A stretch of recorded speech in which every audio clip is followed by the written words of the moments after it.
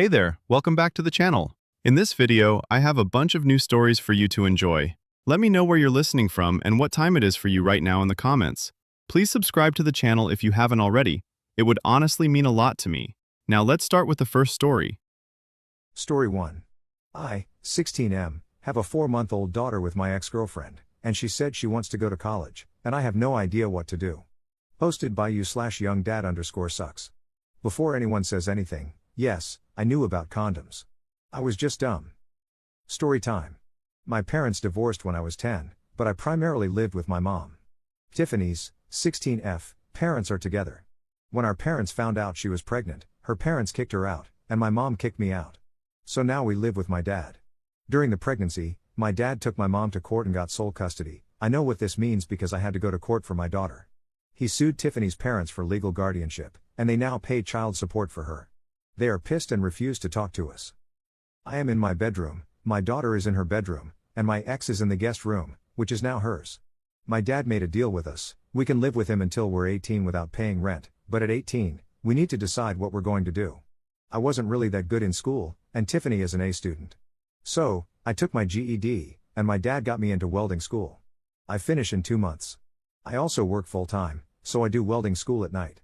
Tiffany goes to school and works on weekends at Wendy's. This whole thing is a huge ordeal. We literally have no life. My dad helps, but not that much because he feels it's our responsibility, which I agree with, but it still sucks. I work from 6 a.m. to 3 p.m. at a warehouse and go to school from 6 p.m. to 10 p.m.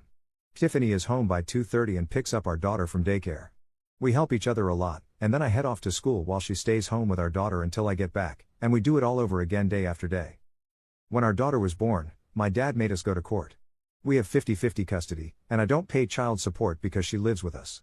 Since I work full-time, I can get health care for my daughter and myself, but it sucks. It costs me $300 a month, and daycare is $400 a week. Literally, Tiffany works just so we can pay for daycare, and I pay for everything else. When we're short on cash, my dad will help because he sees that we're trying. My dad has been our rock. When we're tired and exhausted, he steps in and gives us a break here and there. But he also makes sure we have everything we need and keeps us motivated. Tiffany wants to apply to college soon, and I'm worried because I don't want to keep living with her, and I don't think I can keep our daughter full-time as a welder working 12-hour shifts. But she says she will start at community college and work while staying with us because it's easier. Since I'll be working, it would be best for us to stay with my dad. But my dad said that at 18, we have to pay rent. She doesn't mind, but I don't want to keep living with her because we aren't together. I'm unsure how to tell her this. My dad thinks she should stay with us as long as she's a full-time student to finish her degree since I'm already getting my career. I just feel like all of this is unfair because the burden is on me. I guess I'm ranting because I'm scared and unsure of what all this means. Edit. I guess my thing about her living with us is that we're more like siblings now. We get along, joke around, and stuff, but since she's my ex, I feel weird about it. Maybe I need to take a breather since everyone is saying it's a good thing. Also, I needed to hear it from other people, not just my dad. He's pretty solid, and I should thank him, maybe take him out to dinner or something. Edit 2. My dad isn't kicking us out at 18, but he wants us to be realistic about the world and pay bills. The money he gets from Tiffany's parents, he just gives to her. She's saving up for a car and uses other money for her specific foods and clothes. Before I became a dad, my dad always wanted me to live with him at 18, figure things out, and save money to buy a house. When he found out I was going to be a dad, he wasn't mad but disappointed and said everything had to change. He's also paying for my $20,000 welding school and bought me a car, but I do have to pay my own insurance. He helps as long as he sees we're trying and not being lazy. When school recently started, he took my daughter to daycare every morning and helped Tiffany establish a routine to get her schoolwork done. Final edit. I have to get to class now. Tiffany wants to be a nurse or PA, but the college told her nursing school is hard to get into and that it's best to have a high school diploma, which is why she's still in high school and working on weekends. Someone mentioned a dual enrollment program for community college, and we'll look into that. We couldn't get daycare assistants because we're minors, and they used my dad's salary. The funny thing is, I can't open a checking account for myself because I'm a minor, but the bank allowed me to open a children's account for my daughter since I'm her parent. Lol, the irony.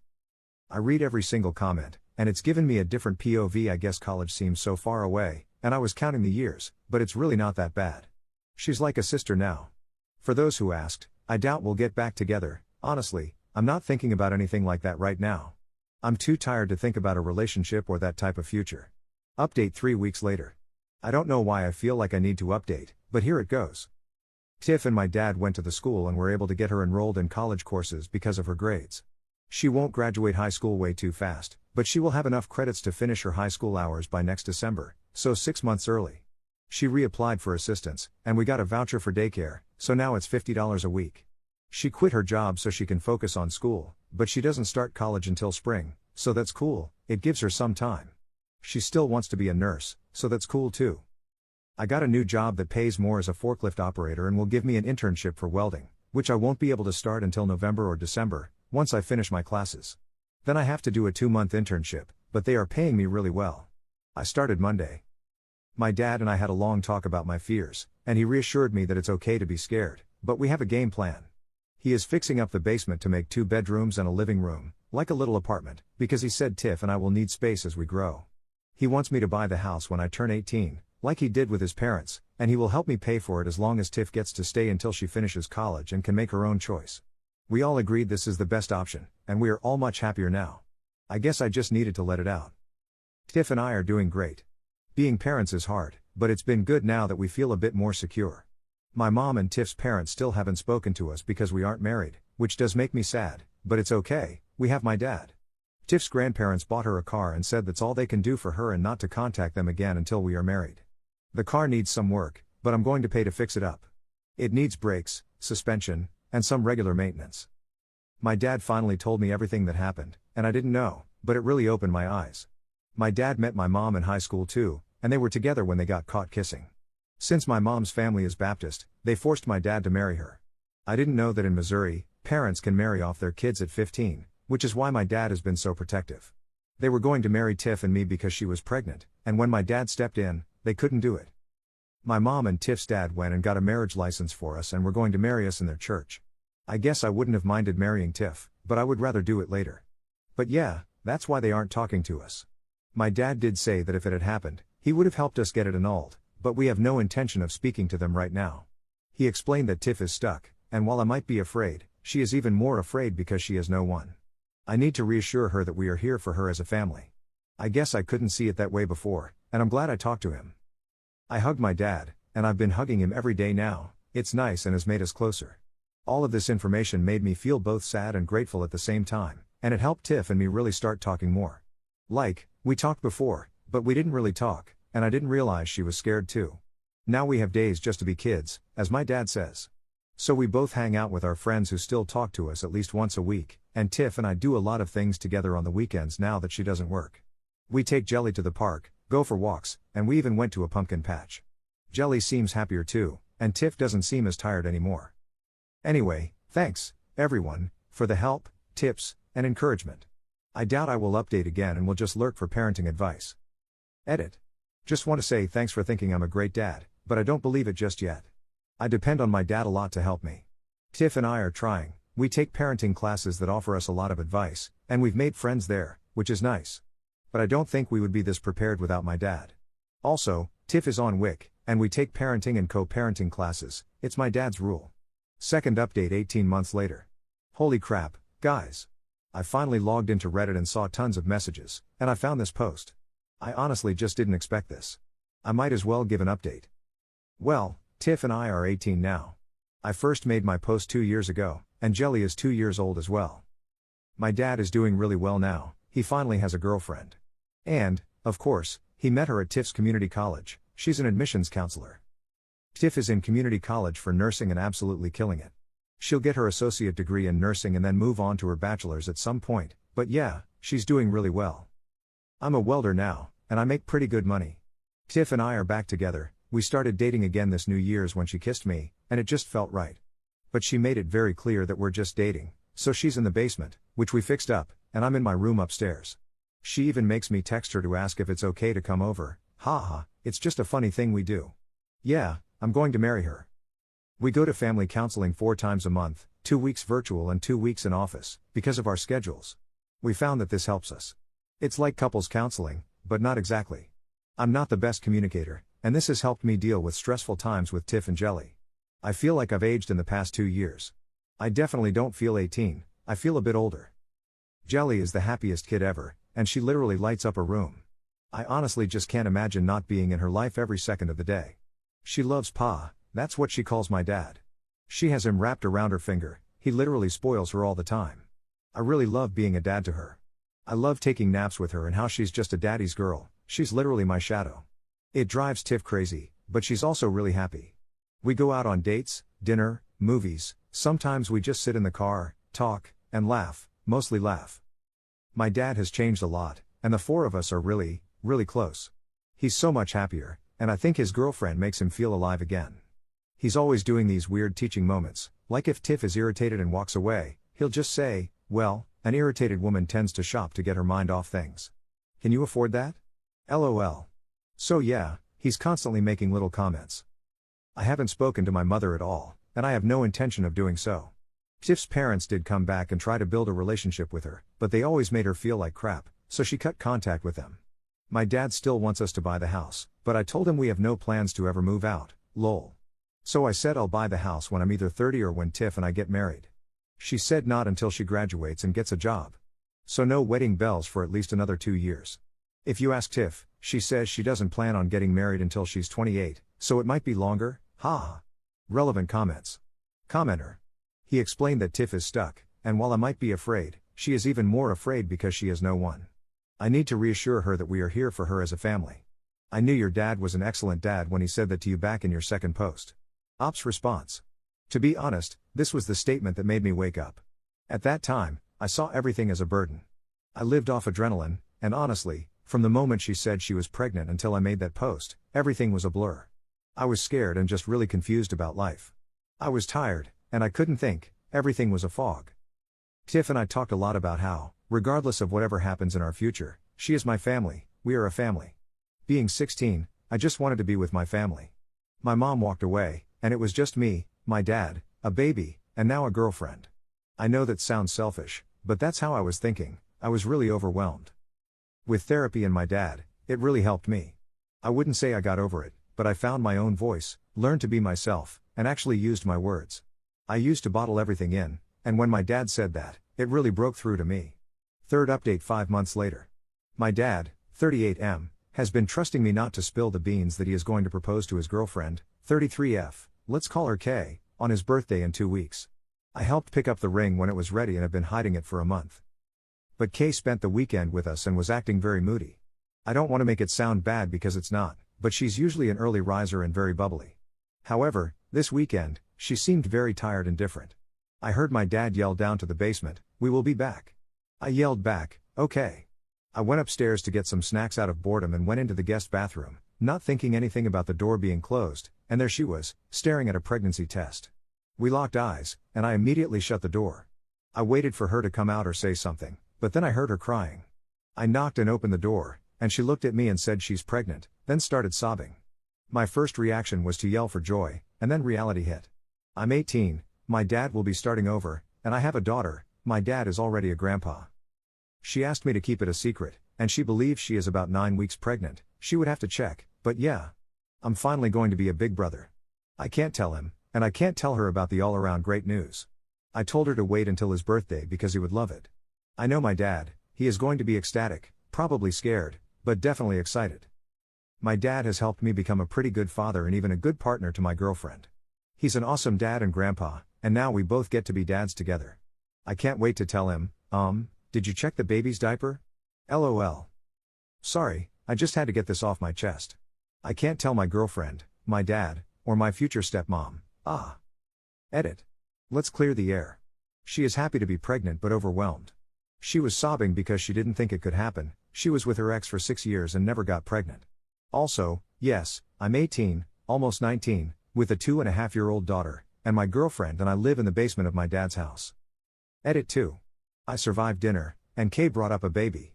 My dad laughed, saying, "Oh man, that would be awesome, but it's not in our cards." This is because Kay believes she couldn't have babies, and mentioned maybe adoption or more grandkids. Side note, he will have to wait a long time for more grandkids, I learned my lesson. We discussed my dad's birthday, and Kay's mom is going to make his favorite dish, enchiladas. It's going to be at the house after we convinced my dad to have a small party with Kay's parents and siblings, us, and a few of his close friends. She thinks she is going to surprise him, and he thinks he won by having her family here. I feel like this is going so well, and I will update everyone when it happens, but I do appreciate this forum to express myself. I'm not on Reddit very often as I'm switching from 410s to second shift and in training for second shift stuff. Fourth update 2 weeks later. Well, here's an update. The past 2 weeks have been hell, trying to keep all this in and not accidentally tell anyone anything. But here's how it all went. It took me a while to write this update because I've been in my feels. Monday, my dad tried to sleep in like usual, but my daughter was not having it, so we made him breakfast in bed, and they watched Disney movies and danced until 11 a.m. The rest of the day, I spent cleaning the house and prepping for everyone. My girlfriend, Tiff, went to pick up Kay's parents at 3:30, and they were at the house by 4. Kay showed up around 4:30. Just some info, Kay's parents are older and live with her at her house so they can save money from working, retire faster, and possibly spend the winters in a warmer climate and summers here with Kay. Dinner was amazing, and we all had a great time. Jelly was definitely stealing the spotlight, trying to help blow out Pa's candles, but he didn't mind much. The whole time, my heart was racing as I was trying to figure out how to help my dad propose and help Kay tell him. So, here's how it happened. My dad put the engagement ring in a gift bag to make it look like a gift for him, planning to open it last to surprise her. Meanwhile, she planned to have her gift, the ultrasound picture, opened last to surprise him. As you can see, this wasn't working because they were both adamant about their gift being last. I was struggling, trying to middleman the situation because he wasn't listening, and I didn't want her to get upset. We finally convinced him to open Kay's present before his. Arguing with the birthday boy was earning me dirty looks from everyone, and Tiff ended up elbowing me in the ribs to cut it out. I was stressed. So my dad opens Kay's gift, sees the ultrasound in a frame, but doesn't look at the name or anything, just the ultrasound. He stared me down, then looked at Tiff and yelled, "You're pregnant? I'm having another grandbaby?" He literally yelled it so loud that everyone yelled, "Congrats." And Tiff yelled back, "Hell no." The look of confusion on everyone's face was priceless, and then Kay, over their snort laughing, said, "No, I'm pregnant." My dad just blank stared at her for what felt like an eternity, but was really like 10 seconds, before asking, "Are you sure?" She said yes and showed her name on the ultrasound. That's when my dad just started crying and hugging her. He was so happy, his hands were shaking, and he was hugging everyone, saying he was going to be a dad again. I nudged him, and he quickly ran to get his gift, got on one knee, and proposed. Now everyone was crying. Kay said yes, and honestly, we probably could have cured some land drought with all the tears in the room. Kay's mom almost had a heart attack, and her dad couldn't stop hugging Kay and my dad. Tiff was shocked that I had kept this a secret for so long and hadn't even told her. I did ask them not to stress me out like this if they planned a gender reveal and to just give it to someone else, lol. The stress from all this literally made me nauseous. Here's where I'm in my feels and why it took me a while to write this. When my girlfriend was pregnant, I didn't have that sense of joy and happiness that my dad did. He is so excited, and now he's engaged, you can just see and feel it all over him. He wouldn't stop touching Kay's stomach and kissing her. When Tiff told me she was pregnant, I was scared and wanted to run. I love my daughter, she's so awesome, but even going to the doctor's appointments, Tiff and I would cry afterward because it felt so real, and we weren't happy. I wouldn't change any of it, but some part of me feels robbed. Obviously, this is our own fault, but that doesn't take away the feeling. Then the other reality hit. Kay has her own house, her own family. My dad has us. But I have my own family now, and this will change everything. When is he going to move in with her? Do I take over the mortgage payments? I planned on building my credit to get approved, but I thought I had time. It seems like time was yesterday. What now about my family? She doesn't want to get married out of need, but out of want. But what happens if something happens to me? Where will they go? Where will my daughter live? How do I secure their future like my dad did for me? Anyway, I hope this was the update everyone was looking for. I just want to thank everyone for giving me the strength to hold on to this secret. Whenever I felt like I was going to explode, I would just come back and read the comments. Fifth update 7 months later. So, I have been receiving a lot of messages asking for an update, which is really wholesome but also feels weird, seeing my life on other social media platforms. Now that Tiff has seen them, she said I need to keep this up, lol. So, I don't know, it's been 7 or 8 months? But Kay and my dad got married. He is living his best life ever, but of course, it didn't come without drama from my mom.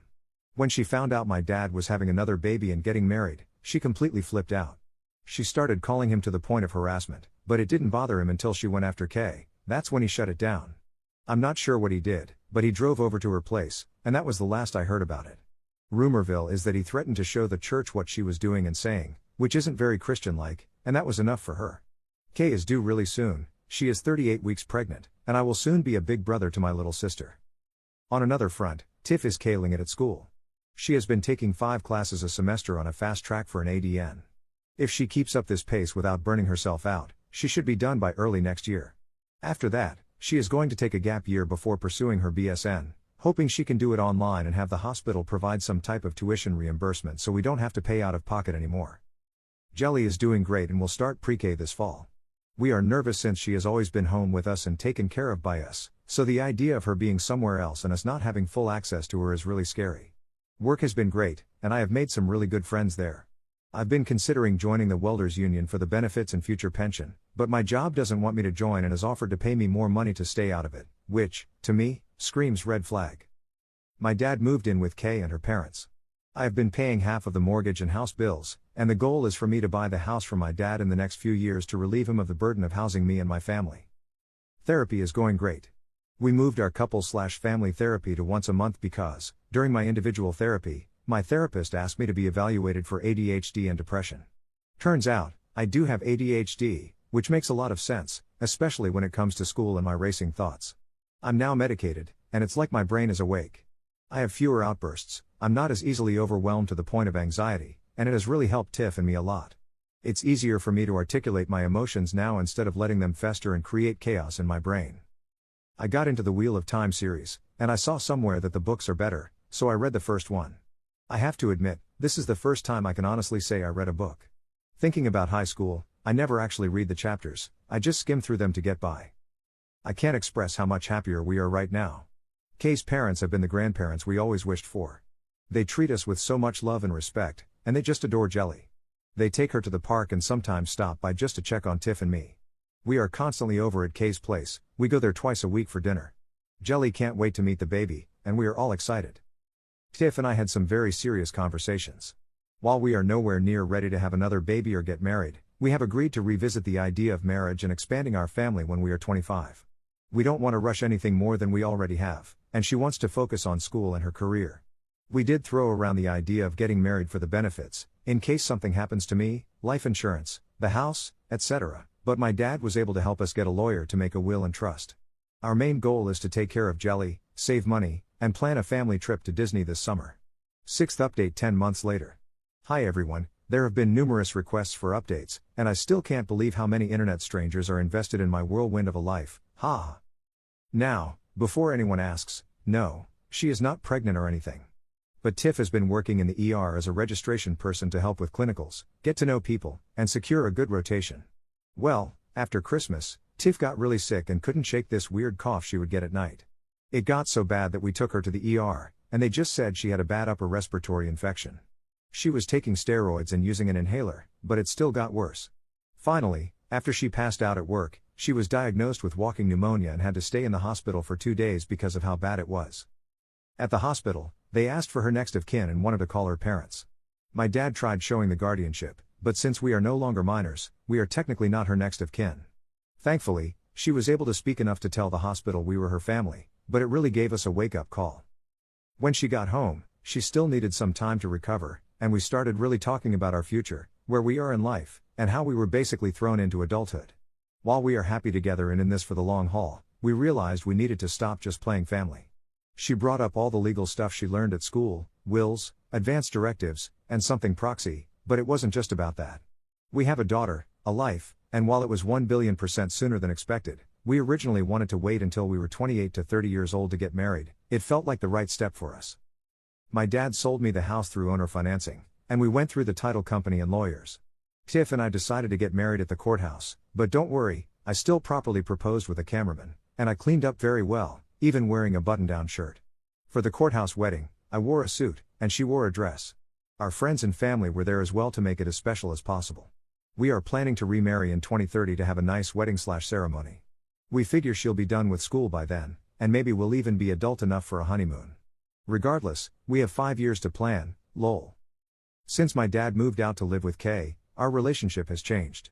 We weren't under Dad's house anymore, and even though he wasn't directly involved in our relationship, not having a parent here really changed how we interact.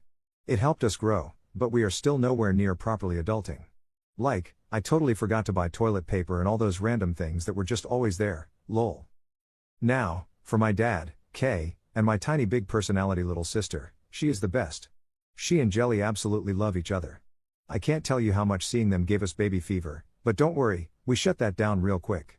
While we feel a bit more financially stable and just stable overall, we are definitely not ready to be adulting to the point where we have 2 kids, lol. Dad and Kay are so in love it's ridiculously gross, but it's really nice seeing him happy. There's really nothing major happening other than trying to plan some traveling.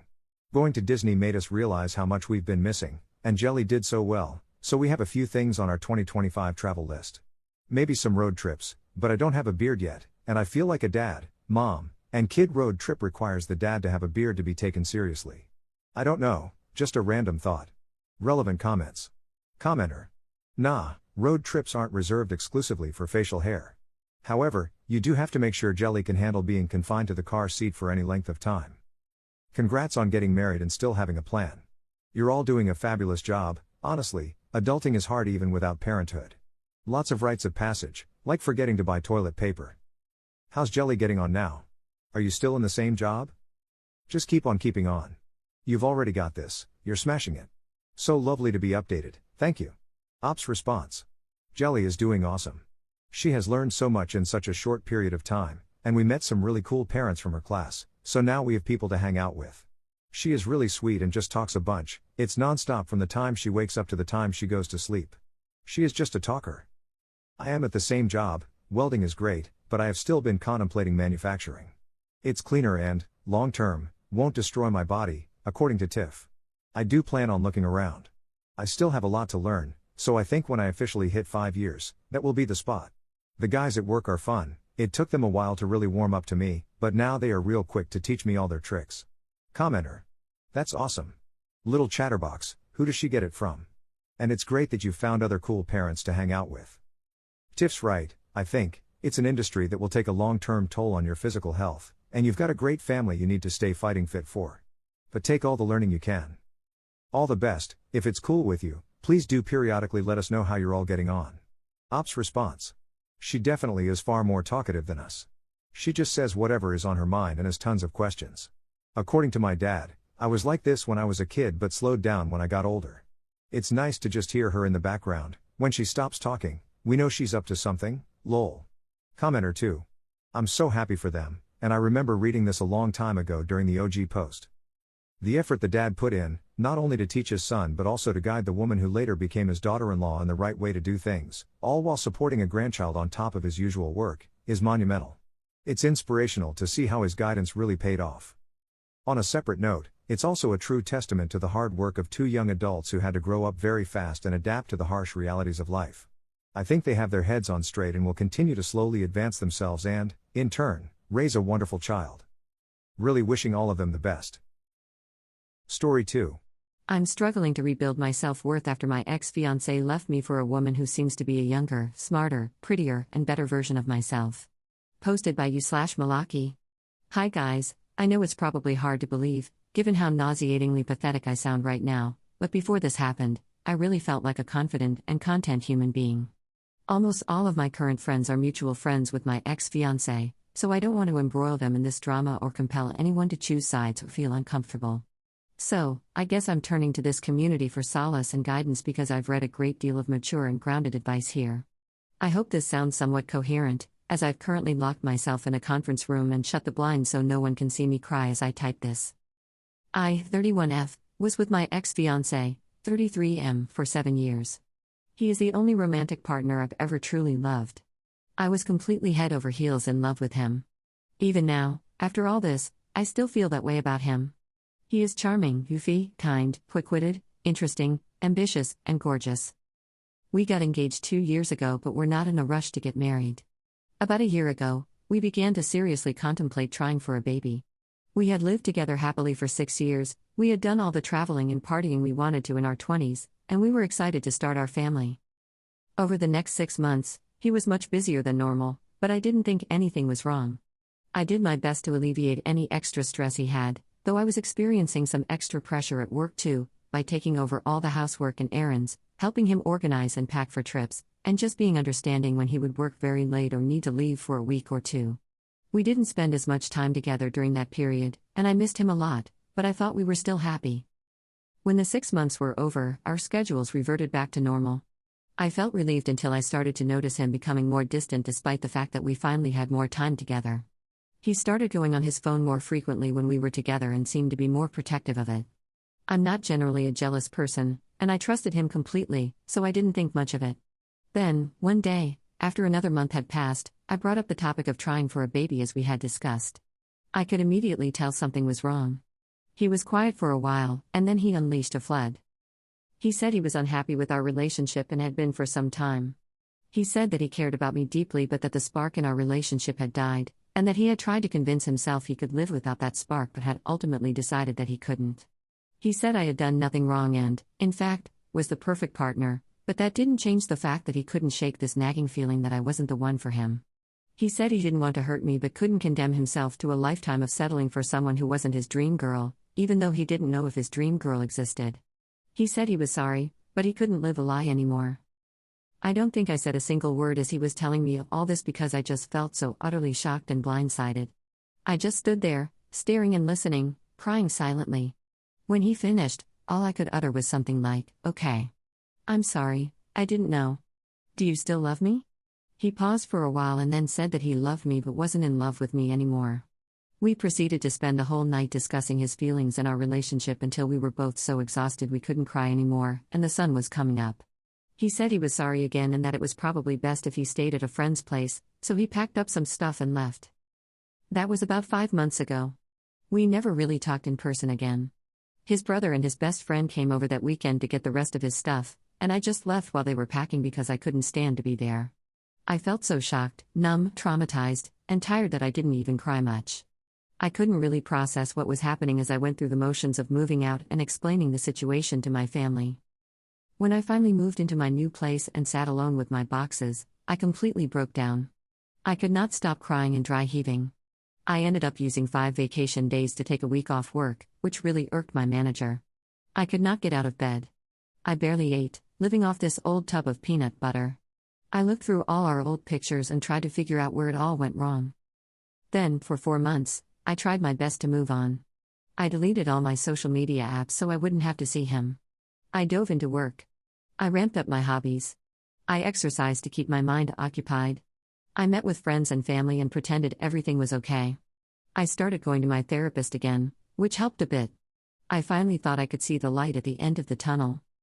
Then, a month ago, I ran into a mutual friend from college. She said it was really sad to see that we weren't together anymore and surprising to see he had moved on so fast. I told her I wasn't keeping up with him anymore but that I was doing okay. When I got home, even though I knew it was a terrible idea, I re-downloaded Instagram and went to his profile. His latest picture was of him at his cousin's wedding with his arm around a gorgeous girl. All the old pictures of him and me were gone from his profile. Again, I knew it was a terrible, self-destructive idea. But I went to the girl's profile and Googled her. She, 24F, is literally a younger, smarter, prettier, and better version of me. We both studied at the same university, but she completed a prestigious program that I was rejected from. We both have green eyes and brown hair, but she is far prettier, legitimately looks like a model, and has tens of thousands of followers even though she's not an influencer or anything. In fact, we both work at the same company. I'm pretty sure my ex met her through work, but she landed a job in a prestigious division right out of undergrad and likely makes more money than me. She is an improved version of me, 7 years younger. And the love of my life is dating her. For the past month, I've been spiraling. I can't stop stalking my ex-fiancé and this girl. I look at her Instagram every day and torture myself with her gorgeous pictures. She's posted a dozen pictures with my ex over the past few months, and he looks so happy, healthy, and fit. They've gone on trips together, he's brought her to his hometown, and he's even posted a picture of them with a mushy caption, which he never did when we were together. I have no evidence, and I don't think my ex would do this, but I now suspect he was at least interested in her while we were still together. She started at the company about a year ago. I'm so paranoid about running into them. I recognize that my behavior is obsessive and masochistic. I've deleted Instagram and told myself I'm not going to do this anymore, only to wake up the next day and re-download the app and do it again. My therapist has been trying to help, but I just cannot move past this. I'm stuck in this mental loop of self-loathing and self-pity, this crazy mix of extreme sadness and latent anger. I feel so incredibly low, worthless, used up, discarded, and suddenly, so incredibly old. I know that comparison is the thief of joy. I know that I am objectively still young enough to move on. I know that social media is a highlight reel and their relationship may not be perfect. I know that this girl has done nothing wrong to me. I know that my ex deserves to find his dream girl. But none of this knowledge softens the fact that I thought that by this time this year, I would be pregnant with the love of my life, and instead, I'm alone, and he's found someone better. Please, if you've ever experienced something similar, share your words of wisdom. Or commiserate with me. I don't know. I just feel so worthless and alone. Relevant comments. Commenter. Well, I just want to validate that what you're going through would be pretty nightmarish on any one of the many levels you've shared. You've really done nothing wrong here. You were living your life, you were in the thick of it, and you are writing out a series of horrible truths that are entirely out of your control. Like the other comment says, therapy and perhaps medication for a time. In my case, medication often helped me get out of really bad spots and was something I was able to stop after a few months. It doesn't have to be a forever thing. A few years ago, I worked at a very incestuous restaurant and saw a lot of horrible things go down. One of my friends/coworkers was dating another guy we worked with and had been for years. One night, a customer gave him her phone number. He ended up cheating with her, having a kid with her, and marrying her within the span of a year. And he was so delighted, he couldn't keep her away. She was at every social function and visited the restaurant frequently. The ex attempted to continue working with him but spiraled hard, as she was already a bit of a mess. I went through a similar situation in the same workplace, was dating a coworker, we broke up, and he began sleeping with a coworker who had been hitting on him for months while we were together. I threw away years chasing him and hating her. I'm just sharing those stories so you know that the ugly emotions you're feeling now are shared by other women who've been where you are. Some breakups are bad, and some are catastrophic, causing you to turn inward in very toxic ways. Just remember that before discovering this girl's existence, you were happy with yourself, and as of this moment, you're still that person. Your emotional world has blown up, but you are still a stable person in the world and can, and should, utilize any freedom you have to lean into that emotional chaos. I found women's group therapy to be really helpful in addition to one-on-one therapy. I honestly would not make any self-judgments or changes in your life until you've evaluated your feelings with a therapist. Maybe this is an opportunity for growth and re-evaluation, but don't even think about going there until you've shaken the chaotic and depressive feelings you have now. They are reactionary and don't speak to who you are or where you will go from here. Ops response. Thank you so much for taking the time to write this. It feels quite validating to read your words and remind myself that difficult and ugly situations happen to people all the time, and I'm not completely insane for reacting as I have in the aftermath. It feels like I've completely lost myself, but hopefully, this is just a terrible reactionary state, as you say. I certainly don't want to wallow in self-pity and self-hatred forever. I will look into group therapy options in my area and try harder. Again, thank you. Update 3 months later. Hi again, Reddit. It's been about 3 months since I posted about my struggle to move past my 7-year relationship with my ex-fiancé. While I cringe when I think about the pathetic state I was in when I wrote that post, sobbing alone in that conference room, I was stunned by the empathetic, mature, and helpful advice I received from members of this subreddit. These past few months have been an absolute roller coaster, and I thought I owed this subreddit an update, given how much solace and guidance you all gave me during some of my darkest days. I don't think things would have worked out nearly as well if I had continued to bottle up those festering emotions and isolate myself, so I'm grateful for every single person who commented and messaged me. Thank you, thank you, thank you. So, here's what happened. The night I made that post, I finally blocked my ex-fiancé and his girlfriend on Instagram, as many of you suggested. I think actually verbalizing how obsessive and masochistic my behavior was, instead of keeping it all inside, and finally feeling validated in my emotional reactions after reading your sympathetic comments, instead of feeling alone and crazy, clicked something in my brain. I resolved to break out of that self-destructive loop, to stop torturing myself with their perfect pictures and reclaim a modicum of self-respect. It was an incredible relief to not be constantly following the impulse to view their new pictures and to give myself some time to heal instead of picking at that scab every single day. That weekend, I decided to reconnect with my family and friends and stop pretending that I was handling the breakup flawlessly. They were incredibly compassionate, though also shocked that I had been hiding my dark feelings so well, and it was like I'd instantly rebuilt my support network. I didn't realize how emotionally isolated I had become until I was able to be honest and open with the people in my life. I did continue to avoid talking to friends who were mutual friends with my ex because I didn't want to put anyone in an awkward position, but I was able to reconnect with a few of my other friends, and I took the initiative to finally make some fun plans. Getting out of the house to enjoy brunches, hikes, and shows with my friends over the past few months has been incredibly beneficial for my mental health. Just being in new environments and focusing on people other than my ex was therapeutic, even for someone who tends toward introversion like me. Per your suggestions, I also decided to try out another therapist. I did find my original therapist somewhat helpful, but I also felt like he was not able to relate to some of the nuances in my issues, given that he was in his late 50s, so we had a bit of a generational gap. My new therapist is incredibly compatible with me and instantly understood the intricacies of my problems. She has helped considerably with addressing the roots of my insecurities and was able to validate and analyze my feelings in a much more intimate way. If you are struggling to find therapy useful, I highly recommend shopping around for a more compatible therapist. Therapy is certainly not one size fits all.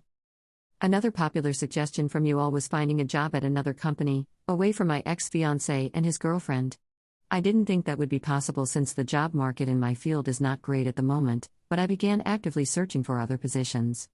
I brushed up my resume, filled out a couple of applications, and even, surprisingly, secured an interview.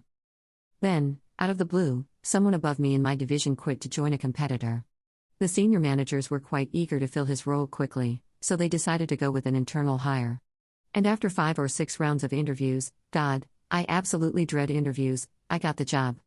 I'm so grateful for this promotion. Not only is the salary substantially better, but the hours are actually more consistent as well. It's crazy, I feel like the momentum of my life has shifted so quickly. And I finally have an office. It's tiny, but I really enjoy it. The only downside was that this promotion also meant I would have to continue working in the same building, albeit a very large building, as my ex. And as I left work before Christmas, the moment I'd been dreading came. I ran into my ex as I was leaving the office. We exchanged a few pleasantries, and he complimented my new haircut. I thanked him, wished him well, and said I had to hurry to catch the next train. I wish I could say I felt cool and collected, but I was so nervous to see him again for the first time in 6 months that I was almost shaking. On the commute home, I calmed down and actually thought, hey, that wasn't so bad. He looked good, but I didn't feel a rush of sadness or desire or anything. I mostly just felt awkward, like we'd become strangers again. I didn't feel that familiar impulse to stalk his Instagram and actually felt happy to see that he was doing okay since I'd cared for him for so many years. I felt like, at last, I was really moving forward. The next day, I woke up to a dozen messages from my ex-fiancé. They started at around 2 a.m. and were slightly incoherent in parts, so I'm guessing he was a bit drunk when he sent them. They were all long walls of text, which surprised me because he's not typically big on verbalizing his emotions. He wrote that he hadn't been able to stop thinking about me since we ran into each other outside the office, that he was sad that we weren't friends anymore because I still felt like his best friend, and that he regretted how everything went down. He said he questioned whether he'd made a huge mistake in a moment of weakness and screwed his whole life up, and that he couldn't help but regret it all when he saw me. He apparently noticed that I blocked him on Instagram, which I found funny, given how intensely I had been stalking his Instagram, and said that made him really sad. I gathered from his messages that he'd likely broken up with the woman I'd seen on his Instagram because he said that he felt like he had been searching for some ideal woman who doesn't exist and that he wanted to reignite our spark after failing to find that same spark with other people. I'm not going to lie, it was shocking to read his texts, and I was trembling and struggling to process a lot of it at first. Part of me wanted impulsively to give him another chance, but after taking a day to mull over his words, I ended up feeling like he was less sorry that he'd lost our relationship and more sorry that the greener pastures he sought weren't quite as green as he'd imagined. I tried to respond kindly but firmly, saying that I really treasured and appreciated our relationship but that I felt like I could no longer trust him to the same degree I once did and that it would be confusing and painful for us to become friends in the near future. I told him how hurt I felt when he blindsided me after promising that nothing was wrong and how I struggled for a long time to figure out what was missing in our relationship. But ultimately, I felt that as long as he thought the missing part was so crucial that he wanted to leave after all those years together, then we probably weren't meant to be together. I wished him the best. He didn't respond to my messages. I was a bit shaken by the whole thing, but I proceeded to enjoy my holiday break with my family and even elected to go to my friend's New Year's Eve party, which I was considering skipping. Well, I'm super glad I didn't skip the party because I ended up meeting a wonderful man there. He's funny, intelligent, cute, interesting, and compassionate, and he's eager to settle down and have kids after also recently exiting a long-term relationship. We've gone on 3 dates so far, and at the risk of sounding too enthusiastic, they've been the best dates of my life. We want to take it slow since we were both in long-term relationships a year ago, but we've been stunned by how compatible our personalities, interests, and goals are. Frankly, we're both quite keen to start a family as soon as possible. So while I'm trying not to be overly confident in this relationship, I'm also super excited to see where it goes. In conclusion, thanks in large part to the advice I received 3 months ago in this subreddit, I've emerged from a very dark place and am now cautiously optimistic about my future for the first time in a long time. Story 3. I let my disabled mom move in with me until she could find a new job, but my boyfriend hates this arrangement and wants me to give her the boot. Posted by you/throwaway_9276. I want to try and be as brief as possible, but there's a bit of nuance. I, 30F, am an only child to a single mother. My parents divorced when I was really young, and my mom, 65F, was the person who raised me. I'm very aware of the sacrifices she made to ensure I succeeded in life, despite how poor we were. Maybe 5 years ago, my mom had a stroke and a series of transient ischemic attacks. These changed her personality somewhat and caused some mobility issues. She doesn't exactly qualify for disability because she is still able to walk around and take care of herself, she could theoretically hold a job, etc. She has about a year and a half until she qualifies for Social Security. We're in the United States. My mom started her own baking business in 2019 after working as a baker for 20 years. This obviously failed in 2020. She coasted for a bit before becoming the live-in caregiver for my grandmother until she died, and then the executor of my grandmother's estate. That brings us to now. She was living in my grandmother's house, which sold. She found herself with nowhere to stay and no income. I live with my boyfriend, 35M, in a 2-bedroom 1-bathroom apartment. We have been dating for 2.5 years. I am very much the breadwinner. I estimate that I pay around 80% of household expenses. I make $50 per hour, he makes $21. I also work from home, so I generally take care of making dinner, doing dishes, shopping for groceries, etc. If my partner does any of these tasks, it is under my direction. We originally agreed my mom could come stay for a month while she found a job. She has struggled to find a job, she can't be on her feet and has limited use of her dominant hand, and her last 25 years of work experience is as a pastry chef. She's been applying every day, and she's had a few interviews, but no serious leads. We have had a lot of discussion about this, mostly that I am unable and unwilling to kick my elderly, disabled mother out with nowhere else to go. We have other family, but I am the only one with a spare bedroom. This has caused a ton of tension between my boyfriend and me. He has really started to be generally unpleasant to be around all the time. He's very moody, prone to outbursts. He gets angry if my mom stays in her room, says she's cowering and hiding when he gets home. He's even more angry if she and I are on the couch together when he gets home. I feel like I'm a stranger in you and your mom's house. If I go into my mom's room to talk for a little bit, he says I'm ignoring him. Along with this, he's started to tell me almost daily that I don't do things with him enough. I don't kiss him enough, snuggle enough, talk to him enough, etc., etc. Anytime I am doing something fun or for myself, he will start a big fight. It feels like living with a storm cloud, and I constantly feel like I'm dropping the ball in like 7 different arenas. This all came to a head this weekend because he was driving me to a photo shoot. I had been working on making this big, crazy costume, and a friend volunteered to take some pictures of me wearing the costume. I can't emphasize how meaningful this was to me, and he decided this was the time to tell me that he would never tell me to kick my mom out, but he's really angry that I haven't done it already, and that I should be on team us more than team someone else. I understand a relationship should be a priority, and my mom has been with us almost 5 months. I don't think that this is an easy situation or one that he isn't allowed to have feelings about. But the fact that he seems to genuinely believe that I should kick my elderly, disabled mother out into the street really shocks me. It also makes me really question our future.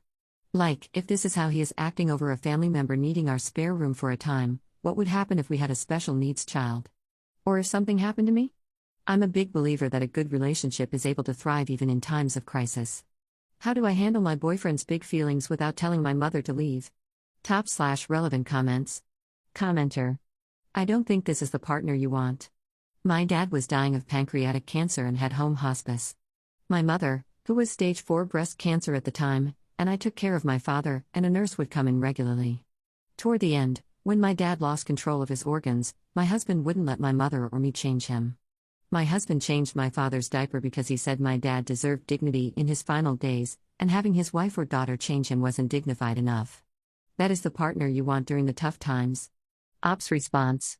I was married before, and my ex-husband's dad died pretty suddenly. I saw firsthand what the loss of a parent feels like, and the guilt that you might have been able to do more for them. I just honestly can't imagine putting the needs of a boyfriend over the needs of my mother. Commenter 2. Exactly, so please don't. You have many, many more years to be with this man if you choose to.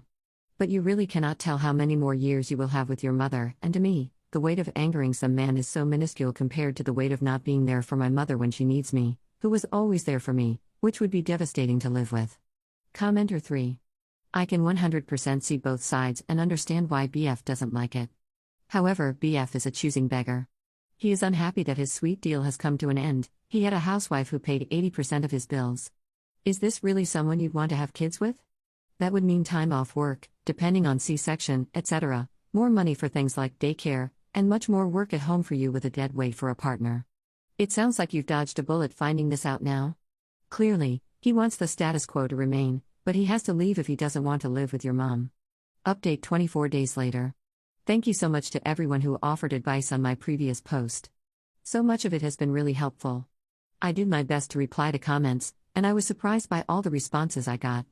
So much has happened since I posted this, and I feel there was some information I excluded from the original post because it felt irrelevant at the time, but now it does seem relevant. First, I kind of want to elaborate on my mom's behavior while living with us.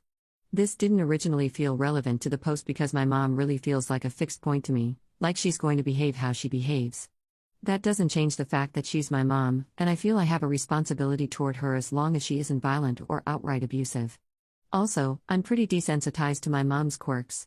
I've been dealing with her my whole life. It doesn't really occur to me to think critically about her behavior. My mom is really manipulative, and I am easy to manipulate. She is the type of person who will make small, seemingly innocuous comments that, over time, kind of create a new reality if you are around her frequently. So over the time she lived with us, she really made me feel that 65 is very old, and it's unreasonable to expect a 65-year-old to take care of herself. She also basically didn't take care of her personal hygiene. It was very hard to get her to shower, to the point where she would smell terribly. It was hard to be in a room with her. I would, of course, beg her to shower. And every time, it was a very long, drawn-out, dramatic, and emotionally intense scene. She would cry and sob.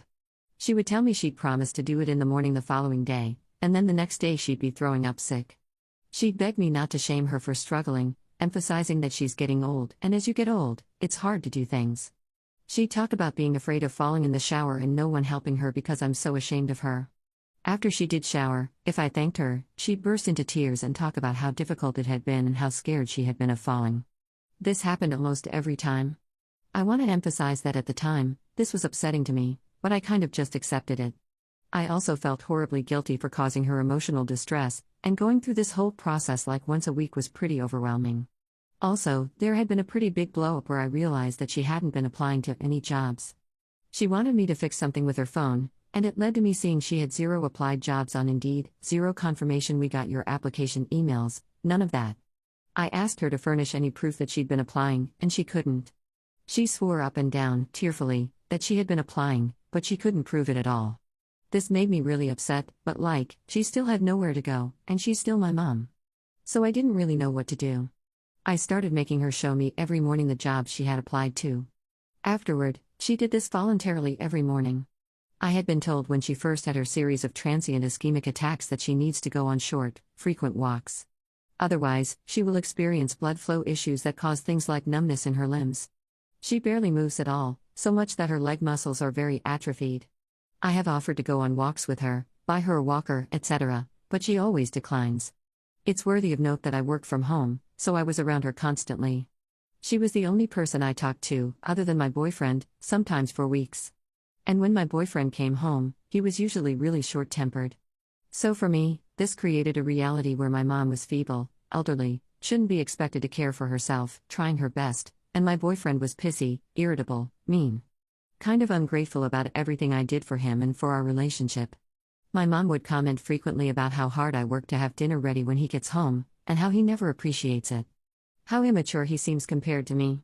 So for most of the day, I would be dealing with my mom's emotional scenes, hearing a constant stream of subtle negative comments about my boyfriend, also innocuous and focused on praising my efforts that I didn't realize how they were influencing me. All these realizations came later. Shortly after I made the original post, my boyfriend and I had a conversation that ended in us both calmly deciding it would be best for us to break up and move out. Luckily, our lease had already ended, and we were on month to month, so this wasn't an issue. It took a week for us to arrange new places to live. I got a 2-bedroom apartment for my mom and me. He found a studio. This happened at the beginning of this month. We both move into our new places at the end of this month. My boyfriend requested that my mom go elsewhere for a while so we could pack without her being around. I wholeheartedly agreed. We've been together for a long time. This is difficult. Going through a breakup, living together for a month, and also having your ex's mom be there constantly is terrible. My cousin agreed to let my mom stay at her place. This is not a long-term arrangement. She's sharing a bed with my cousin's mom, who lives with her. My aunt has multiple sclerosis. It's a different situation. I can elaborate if desired. It's fine for a bit, but not forever. With my mom gone, everything changed. My boyfriend and I were getting along perfectly. His entire mood and vibe reverted back to how it was before. Fun, kind, hilarious, delightful. I felt like I was waking up. I had a few counseling sessions that helped me realize that most 65-year-olds do take care of themselves. My mom does have some issues, but a lot of the issues are within her ability to fix. She hasn't been trying to sign up for government assistance. She hasn't been trying to do anything. She hasn't even been taking care of herself, at all. I realized through counseling and talking with friends and family that just because she's decided not to take care of herself doesn't mean I have to sacrifice my life to take care of her. I also had a lot of conversations with my boyfriend, ex-boyfriend now, where we were able to really see how the other person was affected by all of this. He really now understands how this constant manipulation was causing me not to really see my mom and the situation clearly. He also understands that despite everything, she is my mom. And for my part, I really understand why he was just at the end of his rope and was acting like a jerk all the time. He was acting like a jerk all the time. He openly agrees he was. But yeah, I get it, I really do. He wasn't the problem. We definitely had some stuff to work on, and that was present before my mom moved in. But I think all that was fixable if we didn't have 6 months of me slowly being brainwashed and him slowly becoming the worst version of himself. I do have a lease, which my mom is on, for a year in the new place. I've decided that I will hold that lease for 1 year. After which, I am moving into a 1-bedroom apartment, alone. If in a full year she has not found a way to support herself, at that point it won't be me making her homeless.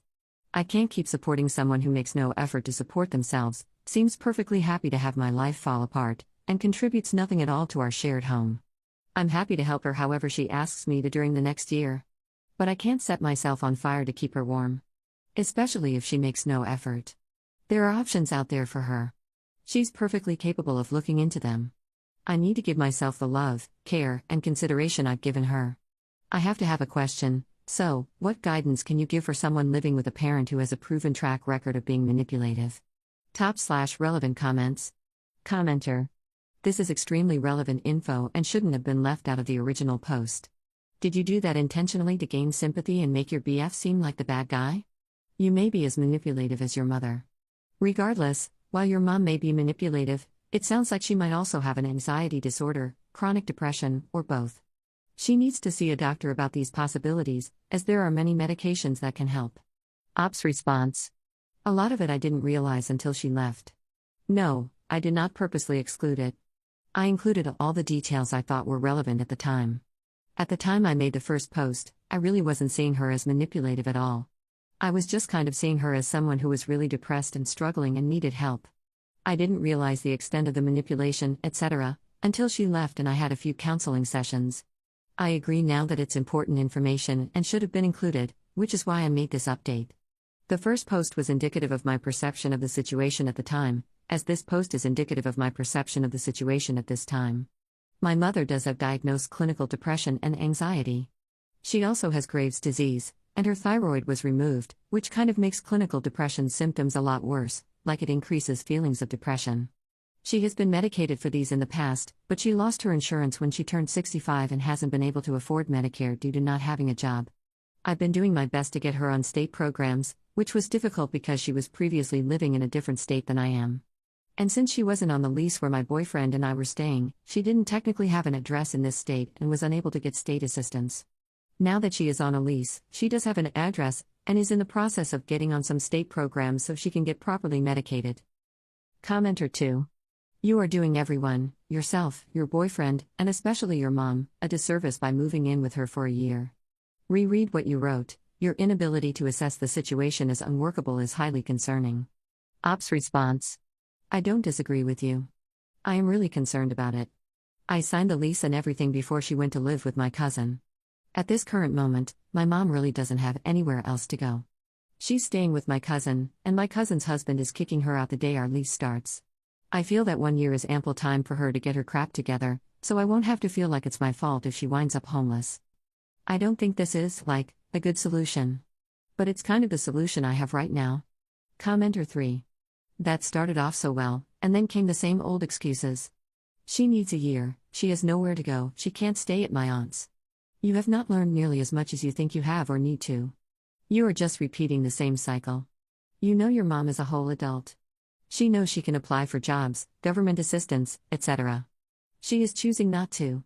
Even if she doesn't know how, she can go to an office and get help. I guarantee that in a year, nothing will have changed.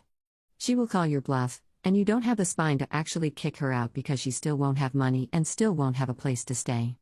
She is smart enough to manipulate the hell out of you, so she is smart enough to see she can pull your strings to stay and have a live-in nanny do everything for her forever, all at the cost of your happiness, independence, youth, and relationships. Ops response. I certainly hope that this isn't the case. I have already filed the intent to vacate for my new apartment at the end of the lease. I'm doing my best to set things up so I can stick to my boundary. I'm aware she's a whole adult and needs to do stuff for herself. I also know she's choosing not to. I worked with a counselor to help set a boundary that mitigated my feelings of guilt. The boundary was this 1-year lease. Story 4. My mom was given away for adoption and finally met her birth family after 50 years, but now they want her to care for the mother who gave her away. Posted by u/throw_ra_suit 9042.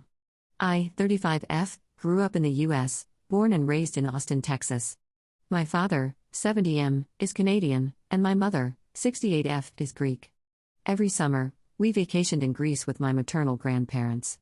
When I was 25, my parents retired and moved permanently to Greece after my mother inherited a house and a significant amount of money from her mother when she passed away. That's when things took a strange turn. During the last few months of my grandmother's life, my mom went to Greece to care for her, as she was no longer able to take care of herself. In her final days, my grandmother revealed a shocking secret: my mom was adopted.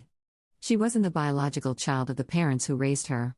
Instead, she was the daughter of my grandmother's cousin.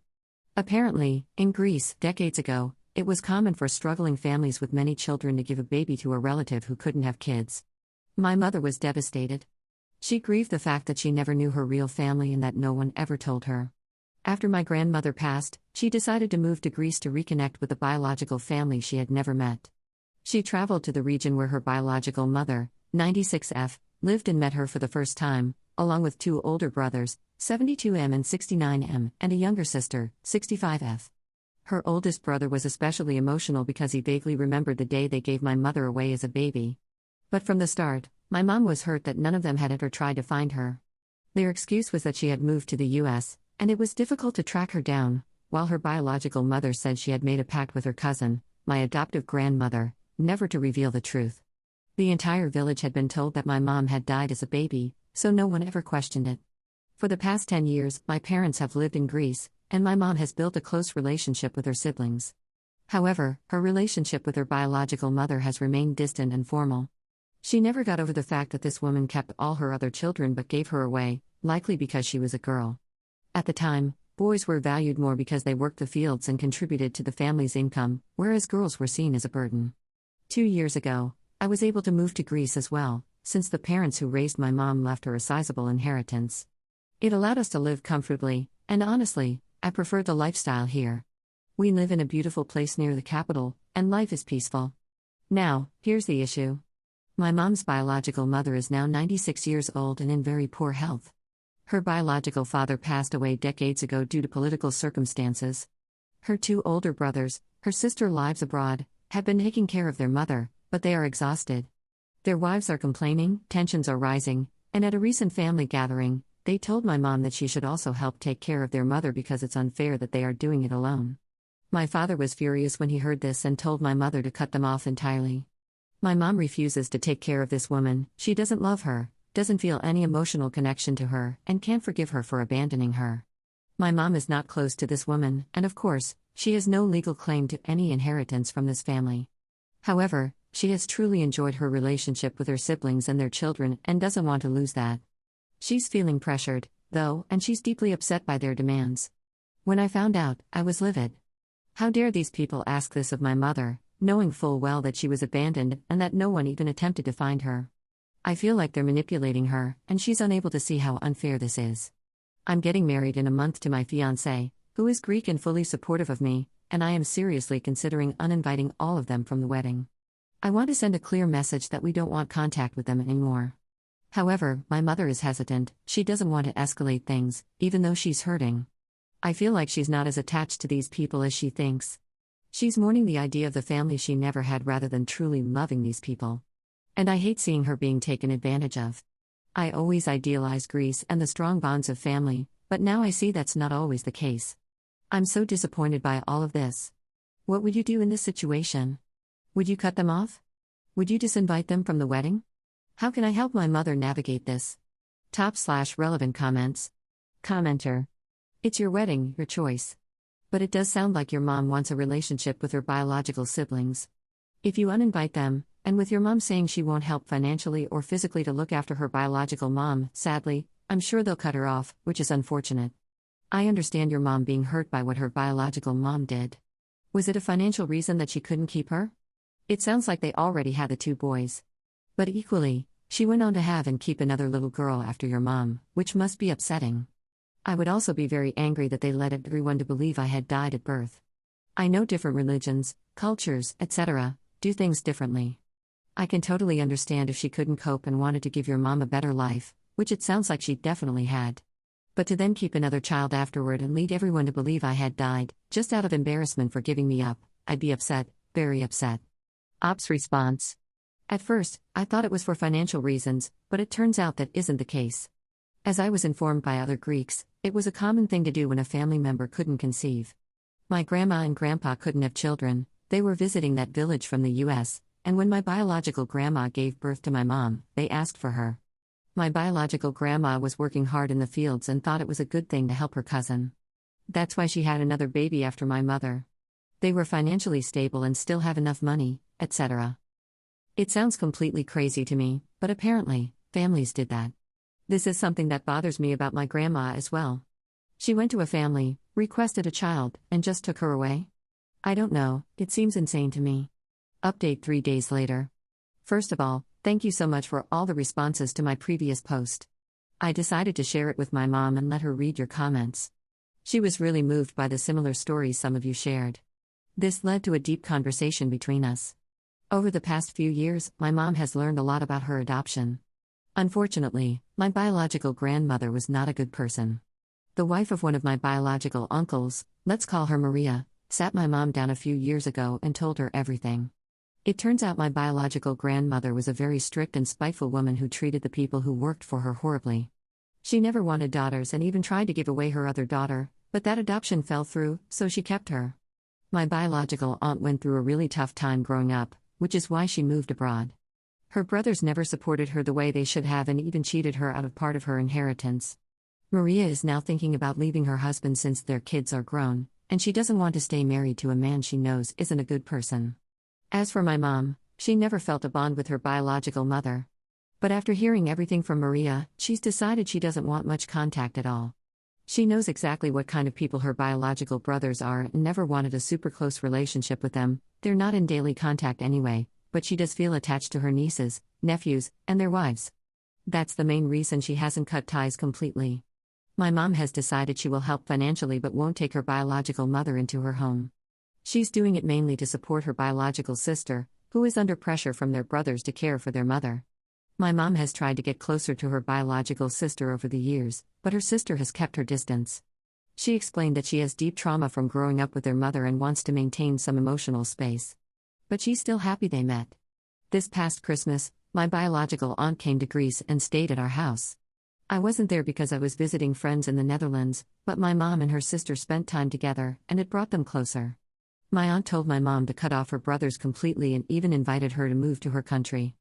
She has made it clear she wants only a formal relationship with the rest of the family, except for my mom, whom she loves dearly. Side note for the skeptics, my aunt is financially independent and comfortable. She has never asked my mom, or anyone else, for anything. I had no idea about most of this because my mom didn't want me to see my uncles in a bad light. She still thinks she'll keep some minimal relationship with them, but she's especially close with a few of her nieces and nephews and doesn't want to lose that. One of my cousins, Maria's son, even confided in my mom that he wants to cut ties with his father. When my biological uncle asked my mom for help, this cousin, who's only 25, pulled her aside and told her to stay away and not give them anything because they don't deserve it. That really got to me. It showed me that not everyone in this family is selfish or manipulative. I actually have a good relationship with this cousin. He gets along great with my fiancé since they work in the same field. After learning all this, I met up with him last night, and we talked. He has moved out on his own but still keeps some contact with his dad, mainly because he wants to wait until Maria leaves before cutting ties completely. He told me that his father and uncle inherited a lot of wealth and never really had to work. They started some businesses, but when they struggled, they took large sums of money from their mother and other relatives. Now they've recovered and live comfortably, but they never paid back what they owe. My cousin is ashamed of his family's actions and doesn't want to be judged for them. He also believes they are trying to financially exploit my mom. Because he cares about her and really respects my parents, he warned them not to get involved. After everything, my parents and I made a decision. My mom will give one lump sum of money for her biological mother's care. Whether they put her in a nursing home or hire a caregiver is their problem. She will also have a final talk with her brothers to make it clear that she is not taking care of their mother because that woman was never a mother to her. When Maria manages to get divorced, which my parents want to support her through, we expect the relationship with the brothers to fall apart. My mom is still sad that she never found the ideal family she imagined, but she feels lucky to have her sister, Maria, and her nephew, whom she truly loves. As for the wedding, we decided to invite them to avoid unnecessary drama. That's the update for now. I truly appreciate all the comments and support. I feel sorry for those who have gone through similar painful experiences, and I hope no one has to go through this again. P.S. Someone in the comments, probably a Greek, suggested that my biological grandfather might have died for political reasons because he was fighting against the Nazis. Unfortunately, it was the exact opposite. My biological grandparents were right-wing extremists at a time when the left-right conflict in Greece led to suffering and deaths. A lot of their wealth came from unethical means. Lastly, I feel terrible for ever doubting my grandparents, the ones who actually raised my mom. They were amazing, kind, and compassionate people who helped so many others in the U.S. Everything they had was earned through hard work. I'm so grateful they adopted my mom, and I wish they had also taken in my aunt. Thank you again, everyone. If I have another update, I'll be back. /relevant comments. Commenter. She's still being taken advantage of. They will ask for more money. It's always the same story, the brothers get the money, and the one taking care of the elders is someone who has nothing to do with those swindlers. Ops response. No, really, my mom knows what she's doing. She will give an amount of money if they agree to never ask her such a thing again. The amount will be relatively small, around 3,000 euros, and she is ready to cut them off entirely if they ever mention it again. It's not the ideal solution for me either, but I am glad my mother met Maria, and I want her to be safe. The reason I came here on Reddit in the first place was that I didn't want my mom to get hurt. Now I know she understands what types of people her bio brothers are, so I'm okay with whatever decision she makes. Commenter 2. Do you trust the uncles to actually use the money for grandma's care? I feel like they might just pocket it and claim that your mom didn't help. Ops response. No, I do not trust them, but neither my mother nor I really care if they actually help their bio grandma. My mom has already spoken with Maria and her sister, and they are aware of her next move. She wants to give the money to help those poor wives taking care of their mother-in-law, who made their lives a living hell. I'm so happy my mother knows everything about her bio brothers. That was my concern in the first place. Commenter 3. Why are you still inviting them to your wedding? How is that going to avoid drama? Ops response. Well, my wedding is in less than a month. They are already invited. If I take back the invitation, they will definitely become offended, at the very least. I genuinely want their wives there, especially after learning the truth about their lives and their opinions on the situation, and my cousins.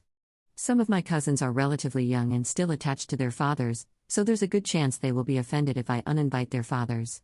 So, we decided to keep them invited to avoid all these issues. My mom plans to talk to them about the money, etc., After the wedding, we have a lot to organize until then anyway, but if they push harder for an answer sooner, there's a good chance they won't attend anyway. Commenter 4. Why would she give them anything if they have all that money? It makes no sense to me. Ops response. Well, my mom is in a significantly better position compared to her biological brothers. She wants to give them some money so they can sort out what they're going to do, a house nurse or a nursing home. The main reason she decided to do this is to help Maria, who is doing most of the caregiving. Maria needs some time to organize things regarding her divorce, but she's always busy. Another reason is that a part of my mom still feels bad for her brothers. She realizes they're not exactly good people and doesn't mind losing them if they won't respect her boundaries, but she did tell me that they never really had a chance to become better people. So, she kind of feels like she can give them some money to help them have options for their mother, maybe enough for a down payment on a nursing home. She knows she isn't obligated to do this, but it's what she wants. I'm not a huge fan of the idea, but I support her. Second update 1 month 1 week later. Hey everyone, first of all, thank you so much for all the comments and messages. I've been so busy with wedding preparations that I couldn't respond to everyone, but I really appreciate the support. I figured it was time for an update on how everything unfolded. During the wedding planning, things were relatively quiet. I grew even closer to my cousins, my Aunt Maria, and my bio-aunt, who came back to Greece for 10 days. I learned some truly heartbreaking things about what the women in this family have endured. After everything, my parents decided to fully support the women however they could and to cut off my mom's bio brothers entirely. The wedding happened last Saturday, and it was absolutely perfect, no drama, just happiness. I could make a whole post about it, but it feels unrelated, haha. Then, in the past 10 days, everything exploded. 2 days after the wedding, Maria told my bio-uncle that she was divorcing him. Thankfully, we had postponed our honeymoon until the summer, so I was here to support her. She moved into my mom's house, and things escalated fast.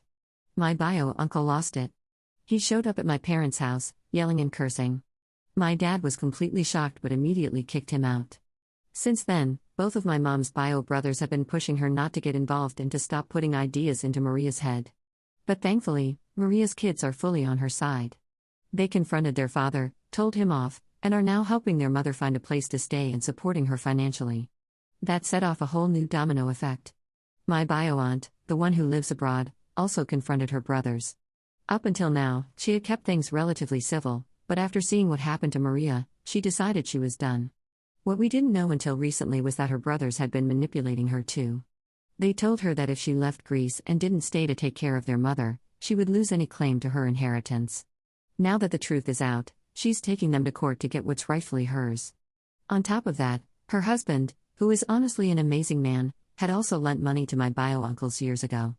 But unlike the rest of us, he was smart enough to structure it as a business loan, and now he's suing them to get it back. The final straw for all of us was finding out about the bio brothers scheme.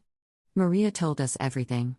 They had been bitter for years about how financially stable my mom is, thanks to her adoptive parents and the fact that my dad is also well off.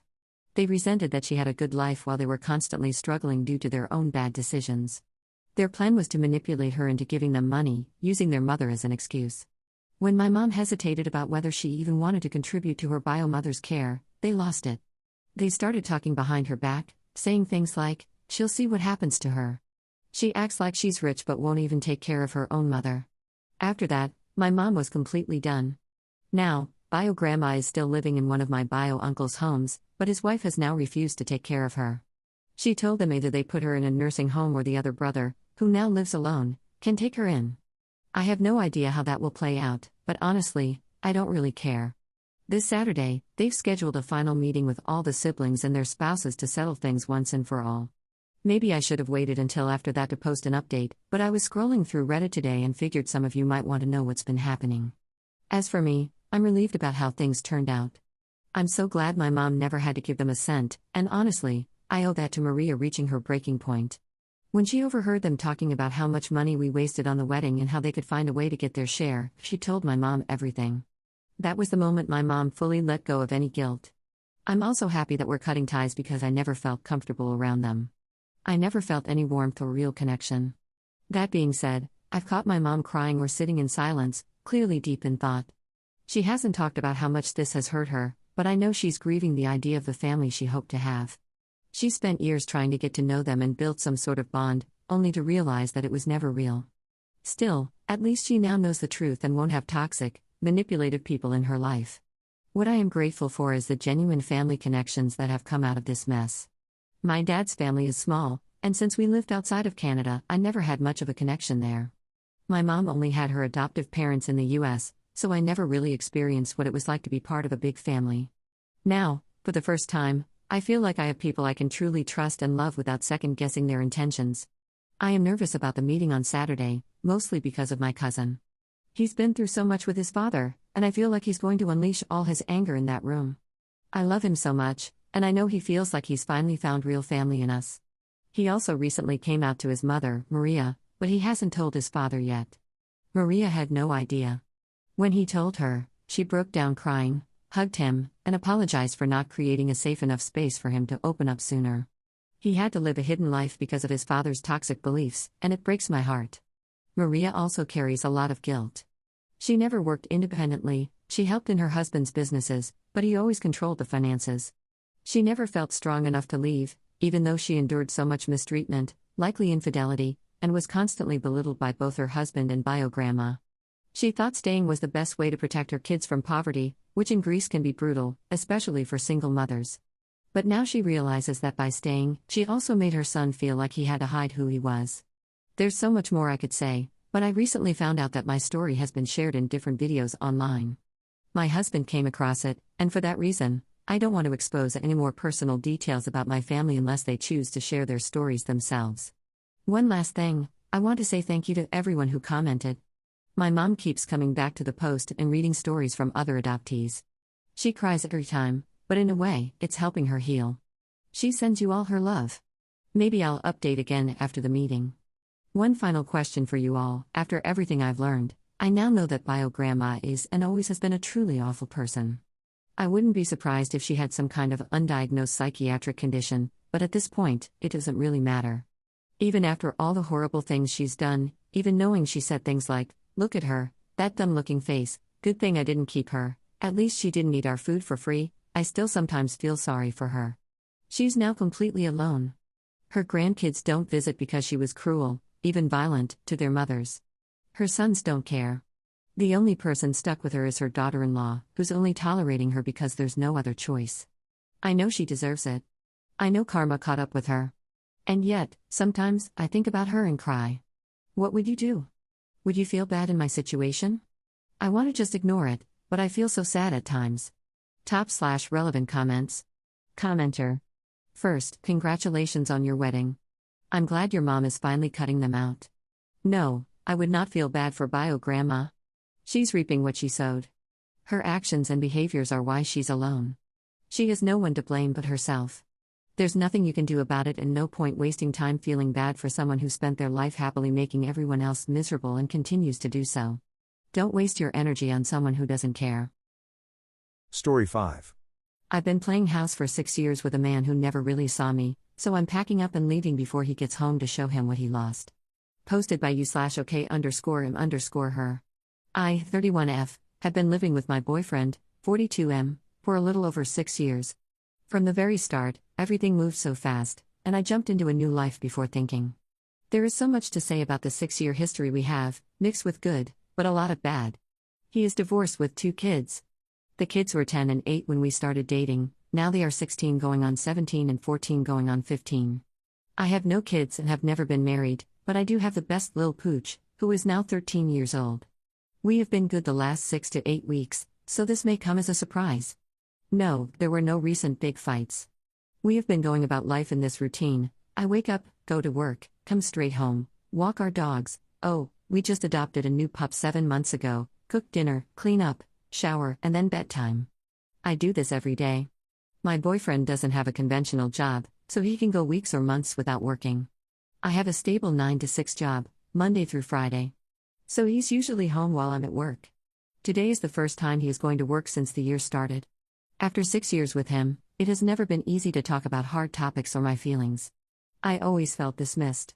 To keep the peace, I always felt I had to play the part he expected and wanted. I can admit I am a bit of a people pleaser, and I do love very hard. I always gave him the benefit of the doubt and hoped for things to get better. At this point, I have isolated myself from my friends and family, and I don't even recognize myself anymore. I want to be a wife and mother more than anything, but I am afraid the way we are going is not leading there. I feel like my boyfriend is okay with just being boyfriend and girlfriend. I have given everything I can, helping with the kids, doing all the cooking and cleaning, and prioritizing him by giving him all of my free time. He gets sensitive when I try to make plans that don't involve him, and usually it leads to big fights until he guilts me to the point that I just gave up on a social life.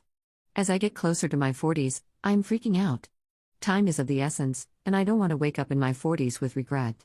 There is so much to say about the dynamic, but long story short, I feel like the only way things will change is if there is a big change. We are both equally comfortable in this routine. I know I am not living life the way I truly want. I have tried to bring up ways to change the dynamic, but it usually leads to him telling me things that sound nice, but it never happens. He's all talk and no action. When I try to act on the things we talk about, it leads to huge blow-up fights. I do love him so much, but I just can't live life like this. My sister is moving, so there is an opportunity to take over her lease. My plan is to leave before he gets home from work and to write a letter explaining myself. I don't want to break up, but I need him to start taking me and this relationship seriously. I want us to be intentional and actually do the things we talk about. I wish I could talk to him instead of doing things this way, but I am afraid of a big fight happening. Am I the jerk for secretly moving out while he's at work? /relevant comments. Commenter. Are you moving out in an attempt to get him to change into the person you want him to be? Because that's not going to work. If he was going to change, was capable of change, and wanted to change, he's had 6 long years to do it, and you leaving isn't going to lead to any lasting change. He may be able to sustain a change in the short term to lure you back in, but it won't last, and as soon as you come back, he will backslide into the same old behaviors. You need to accept that you and he are just not compatible. If you want to leave, then that's great, but you need to do it for you, so that you can move on and have the kind of life, and find the kind of person that you want. Not in some misguided attempt to manipulate him into acting like the person you want him to be. Commenter 2. I agree with this statement. You aren't the jerk, but you should probably just break up with him to his face because you don't want the same things. That's okay, you shouldn't be made to feel like you have to hide leaving, and you shouldn't feel like leaving is going to give him magical feelings. Just do it for you so you can move toward what you want. Commenter 3. Why would this man change when he purposely chose a woman 11 years his junior to be a free nanny, maid with benefits, and pay his bills? He's living in the perfect dynamic where you give, and he takes it all.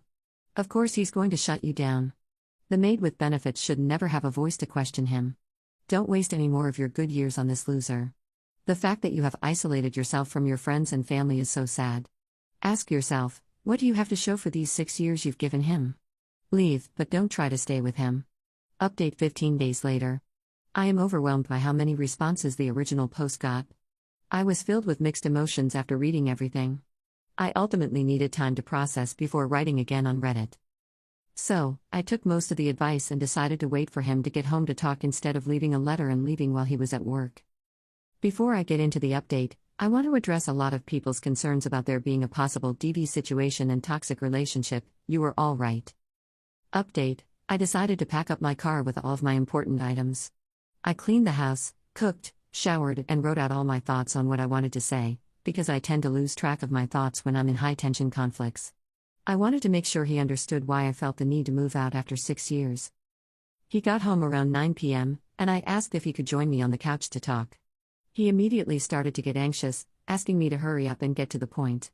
I started to read the letter, and I couldn't help but cry as I read. When I got to the part, I have decided it is best for me to move out, but if you want to work on our relationship, I am open to it, he snapped. He snatched the letter out of my hand and ripped it up. He spat in my face and called me trash. At this point, I was trying to get my dogs and leave the house. He grabbed me by my hair and started hitting me. I tried my best to defend myself. I was screaming for help, hoping the neighbors would hear me, but no one came to my rescue. I eventually lost the strength to fight back and just laid there on the floor, hoping he would get tired and stop kicking and punching me. My dogs were hysterical. My youngest dog tried to bite him and protect me, but all it did was make him more upset. I used my body to shield my dog from getting hit. By the time he stopped, and I looked at the time, it was midnight. He had locked himself in the room, and I could hear him crying and screaming for me to please forgive him. I didn't have the strength for anything. I sat in my blood and tears, numb and dead inside. I still can't believe what happened, and I am so disappointed in myself for letting the relationship last as long as it did. There were times he showed aggression, but he always found a way to convince me it would never happen again. When I thought he finally went to sleep, around 3 a.m., I took my dogs and left. I went to my sister's apartment about 40 minutes away. Luckily, she was staying at her boyfriend's house, so I was alone. I still have not found the strength to tell anyone what happened. I called out of work and stayed inside the apartment while my wounds healed. It's been about 2 weeks, and I am now seeking professional help and planning on taking myself to the doctor to get checked out. I know I need to tell someone what happened, but I am feeling so embarrassed. Thank you all for the kind words, and to the ones who advised me to talk to him, F you. I hope anyone dealing with a similar relationship can learn from me, follow your gut and leave. Don't let outside opinions cause you to doubt your instincts. Edit. I have videos and pictures of the injuries. I know I have to go to the police, but honestly, I'm in this psychological warfare. He has 2 kids, and I feel like I'm responsible if their dad goes to jail. This is something I know I need to overcome, and that's why I'm taking the necessary steps to mentally prepare myself by seeking professional help. If anyone has any recommendations on how to go about this, I would really appreciate it. This all feels like a nightmare that I just want to be over. I haven't told any loved ones yet because it will just make everything more real. /relevant comments. Commenter. Sweet God, who the hell tells a woman living in a DV situation to speak to the abuser in person before leaving? Leave quietly and quickly whilst he's away. Never, ever speak to him in person. Leave a note or send a text later when you're far, far away. I hope Bob goes to the police and keeps a record, selfies of her injuries. Commenter 2. I agree, but to be fair, that isn't at all how she portrayed their relationship, no mention at all of aggressive behavior. Ops response. Yeah, you're right.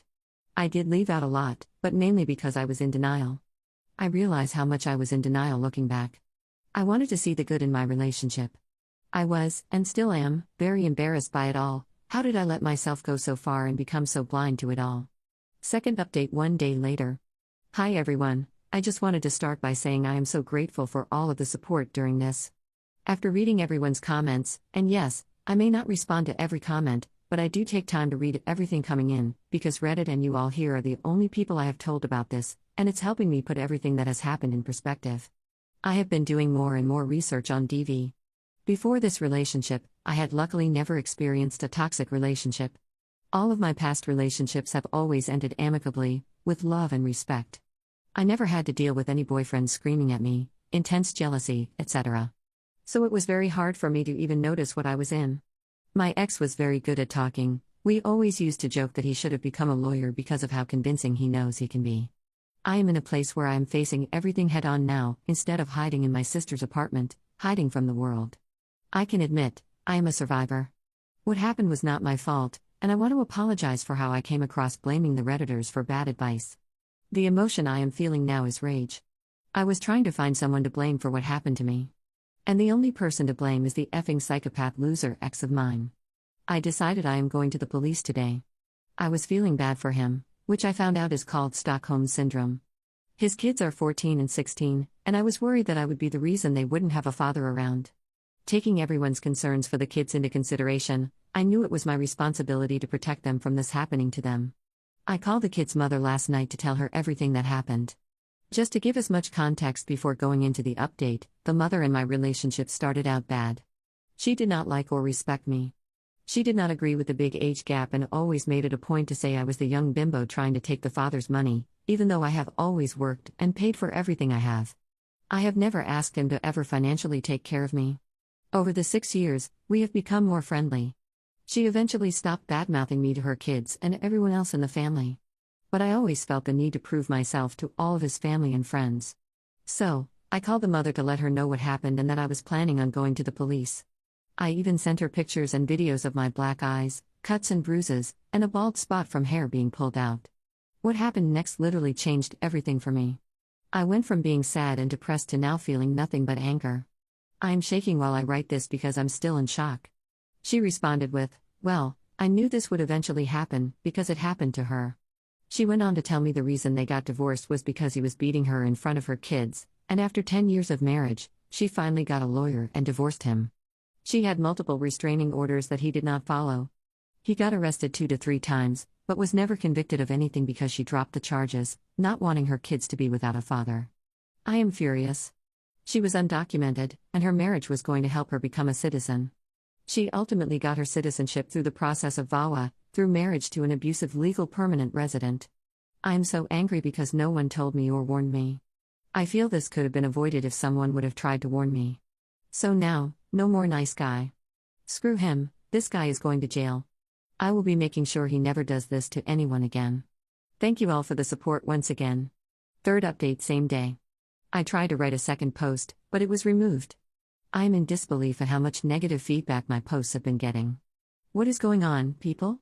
I hate to bring focus to the negativity, but I feel the need to address the absurd comments. There are people accusing my story of being fake, and apparently, someone out there is using my story for their own entertainment. Let me make this clear. I chose to lean on Reddit because I was isolated from friends and family and was searching for support while I found the strength to tell my loved ones. When I made the original post, I had no idea it would lead to DV. I hope that by sharing, I could help someone who is in a similar situation. I would like to think this is a community of kindness and open-mindedness toward each person's struggles. I know I struggle with putting into words how I feel and what's going on, especially in difficult conflicts. I might not be choosing the right words or expressing myself correctly, but I am human, having a human experience. I'm doing my best. What's funny is that now I find myself explaining myself to people who are committed to misunderstanding me.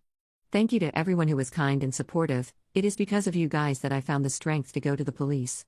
I was going through so many emotions after finding out last night that my ex's wife had been through the same thing. She never once warned me. I'm not trying to blame anyone for the situation, the only person to blame is that loser ex of mine. His ex-wife was undocumented, and she stayed married for 10 years while being abused so she could remain in the country with her kids. She ended up going through VAWA through marriage to an abusive legal permanent resident. I wish she would have tried to warn me somehow, but I don't blame her. I'm just feeling so many emotions after this situation. Now I'm dealing with anger. So to conclude, it's probably best for my mental health to stay off Reddit and focus on reality. I have gone to the police, I will be seeing a therapist/psychiatrist tomorrow, and I'm putting in all the work to heal myself inside and out. I hope my story can shed light on the complexity of DV.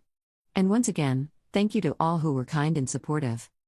Top/relevant comments. Commenter. I'm sorry that you went through this horrific experience, and I'm so glad that you are safe now. However, in your last post, you got really angry at people who encouraged you to actually talk to your partner of several years instead of ghosting him in the middle of the day. If you didn't know he could potentially become violent, how were we supposed to know? Your original post just made it sound like you were bored with the monotony and lack of ambition. No one had any idea it would go like this. You ended your post with "F you," and that was upsetting to read. You're blaming the wrong people for what he did to you. Be angry at your ex. It's not a random internet stranger's fault. Again, if you had no idea he was capable of this, how would we? Ops response. Yeah, I can see that now. My emotions have been all over the place, and trying to regulate them through this has been tough. I can see how my words seemed like I was placing blame, and I can see how my original post didn't allude to the possibility of DV. I was, and still am, in a very fragile state. I was living in denial, and while a lot of people did give more positivity than negativity, because I was so fragile, I focused on the bad and let certain comments sway my decisions about talking to him. I knew something felt off, not due to the monotony of life, but because in past relationships, it was never difficult for me to maintain a healthy social life while balancing a romantic relationship. After 6 years, I was in so deep, and I didn't convey everything that was going on. He had made me believe I was the one to blame, that I was crazy, so at the time of my original post, I was struggling with trusting myself. But I hope that after all the updates, people can see I'm not blaming Reddit or anyone besides my ex. Adds an edit to her post. This was a response to a comment that I thought would give more context on the ex-wife. I'm trying my best not to be emotional in my responses, and it's way too much writing to do if I sat here trying to explain everything that happened in the last 6 years, but his ex was horrible to me when we first started dating, and I struggled with understanding why. I used to hear them arguing for hours on a daily basis. When things started to get serious and I moved in, I tried to reach out to her woman to woman so we could have a formal meeting, since I would be living in a house her kids would be at, part-time. She declined all of my outreach. In the first year, I used to take the kids shopping to get her Mother's Day gifts, Christmas gifts, and even a birthday gift. I was trying so hard to get accepted by his family, including his ex-wife. I wanted there to be a peaceful, loving relationship with all of us. I hate conflict and try to avoid it at all costs. She would badmouth me, call me a young bimbo who's trying to take all of their father's money, when I never asked him for financial support. I always worked and had my own things going for myself. So to find out what she went through, I was shocked. There were even times she tried to get back with him, and he would show me the messages. After a few years, she saw I was sticking around and slowly stopped all the hate, and we began to be more friendly. She had so many opportunities to share what happened and why they got divorced, but she didn't. There were no signs, the only signs were just weird, inconsistent stories. Looking back, I can see I was naive, and I should have never involved myself in this weird family dynamic. Commenter 2. Wait, so he beat his ex-wife in front of the kids, leading to restraining orders, which he then violated, leading to arrests, and he still had partial custody of the kids. Commenter 3. If the violence isn't directed at the kids, or can't be proven that it has been, many judges will allow the parent custody. The prevailing belief is that they're abusive to their spouse, not the children, so there's no reason to prevent the relationship. There are also cases where parents get custody of children when they're accused of SA of a different gender child, with the same reasoning. Story 6. I found a disgusting man splooge stain on my wedding dress after my fiancé's brother visited, and now I feel like I'm going to puke marrying into this family. Posted by you/Throwermanjuice. I really wish I were kidding. I spent today shopping, drinking hot chocolate, and eating cookies with my sister. I wouldn't have believed anyone if they'd said this happened, so I won't be surprised if nobody believes me. It's stupid, it's disgusting, and I'm still in shock. So today I, 27F, went out to do some Christmas shopping with my sister, 18F. I live with my fiancé, 26M, I'll call him James, so he was at home for the day. He works in healthcare, so he works 12 hours a day for 4 days, then gets 4 days off, then 12 hours at night for 4 days, and so on. Today was one of his days off, so his brother, 21M, I'll call him Dan, visited, and they spent the day together. They don't usually spend time together. James is into computers and gaming, whereas Dan cares more about football than anything else. Not saying that to be derogatory, I get it, F1 is my life, Lamau. They're just really different people and have never been close, which is why it was really nice for them to spend time together today while I was out with my sister. I got home at about 8 p.m. after having dinner with my sister and getting all of our Christmas shopping done. My Uncle Ray is a tailor, so he's been adjusting my dress, and he sent it back to me while I was out. James and I aren't really the traditional type, so he was at home to accept the dress from Ray and check that it was okay. I really thought everything was fine because James texted me when Ray visited, and he sent me a picture of it. We were both really excited. When I got home, however, Dan had left and James was slightly tipsy, which is totally fine, in my opinion. He rarely drinks, and he rarely sees his brother. James told me that the dress was beautiful and he couldn't wait to see me in it. I decided to try it on to check that it was fitted properly. I unzipped the bag, looked at it, and found a weird mark on the chest piece. The top part is a corset-style thing, and there's a crusty stain across it. I've seen my fair share of man splooge. I know what it is. I don't know whose it was.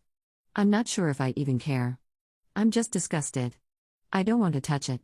I'm so humiliated that I don't want to tell anyone about it. I don't even know how to bring this up to James. I doubt it was him, which makes it worse because he doesn't have that close of a relationship with his brother, and that's the only other person it could have been. Unless other men were in our house. I can't go ruining my relationship with my in-laws before they're even in-laws. Dan is the golden child. He plays football for their hometown's team. He's my fiancé's little brother. But I also can't afford a new dress. I found this one in a sale for $215. What the hell do I do? Edit. It definitely didn't happen at my uncle's shop. It's only him, his husband, and a few female workers. And I got a picture on Snapchat from my fiancé of the dress after it arrived. Relevant comments. Commenter. Tell your fiancé what you found and see what he has to say. If he doesn't tell you what happened, tell him you're going to take a sample to get it tested and start making calls to do just that. I mean, do you really want to walk down the aisle without knowing what the F happened here? I wouldn't be in a rush if I were you until you get some honesty. I'm sorry, this has to be so stressful and disgusting for you to even have to deal with. Ops response. How would I even go about having that tested? I'm worried that it would be even more costly than replacing the dress itself. I'm definitely not marrying him without knowing who did it. I really doubt it's him, but there's still some doubt. I don't know, honestly.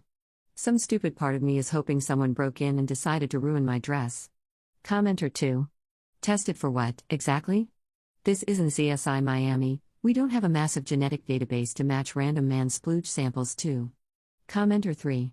Internet searches and DNA get tested all the time. Whatever the cost, it will be cheaper than the cost of a divorce. The most likely answer is usually the answer, right? It was most likely your fiancé or his brother, so just show him the stain like, "Aw honey, look at this," and see what he says. Update 2 days later. Okay, so it's been a hell of a few days. I genuinely did not expect this kind of response to my post. I'm so grateful to everyone who gave advice. I'm currently a bit drunk, and very angry, absolutely effing fuming. I don't know if I'm allowed to swear here, sorry. I'm usually a really calm person, but today that calm person has gone on a goddamn holiday. Hopefully to a nice beach in Sydney. I've always wanted to go there. I used some of your responses to write a script that I could read to James. By that, I mean I wrote it, tried to memorize it, and completely forgot most of it. But I got the gist out, and there are a few things I wanted to let you all know that I addressed, both in the conversation and on my own. I also wanted to thank everyone who gave me advice on what to say to the guy I'm about to marry. It really helped me keep my cool. I was ready to take scissors to that dress and send it off for DNA testing. That's how badly I didn't want to have this conversation. These are the most important things I thought I should mention. 1. I asked James what he thought of the dress. He said he loved it and couldn't wait to see me walking down the aisle. Nothing suspicious, he was just excited. 2. I asked James how his evening with his brother went. I don't think anyone suggested this, but I thought that if anything happened and he knew about it, he'd tell me. We've been through a lot together and both know that honesty is the best policy. He said their evening went as well as it could have gone, his words, not mine. Dan drank a lot, but that's pretty normal for him. He tends to drink as much as he can put into his body, then throw up, then drink more. Fortunately, he didn't hork in our toilet. They got caught up. James told him about his new job, and Dan ended up telling him about the girls he's talking to at the moment. That conversation lasted about 2 hours. Unfortunately, this is relevant. 3. I did get a screenshot of the photo of my dress. I'm a concept artist, so I know my way around Photoshop. I managed to screw around with filters and adjustments enough to ensure that the dress was 100% clean when it was delivered. The splatter isn't in the picture. And it really is a splatter.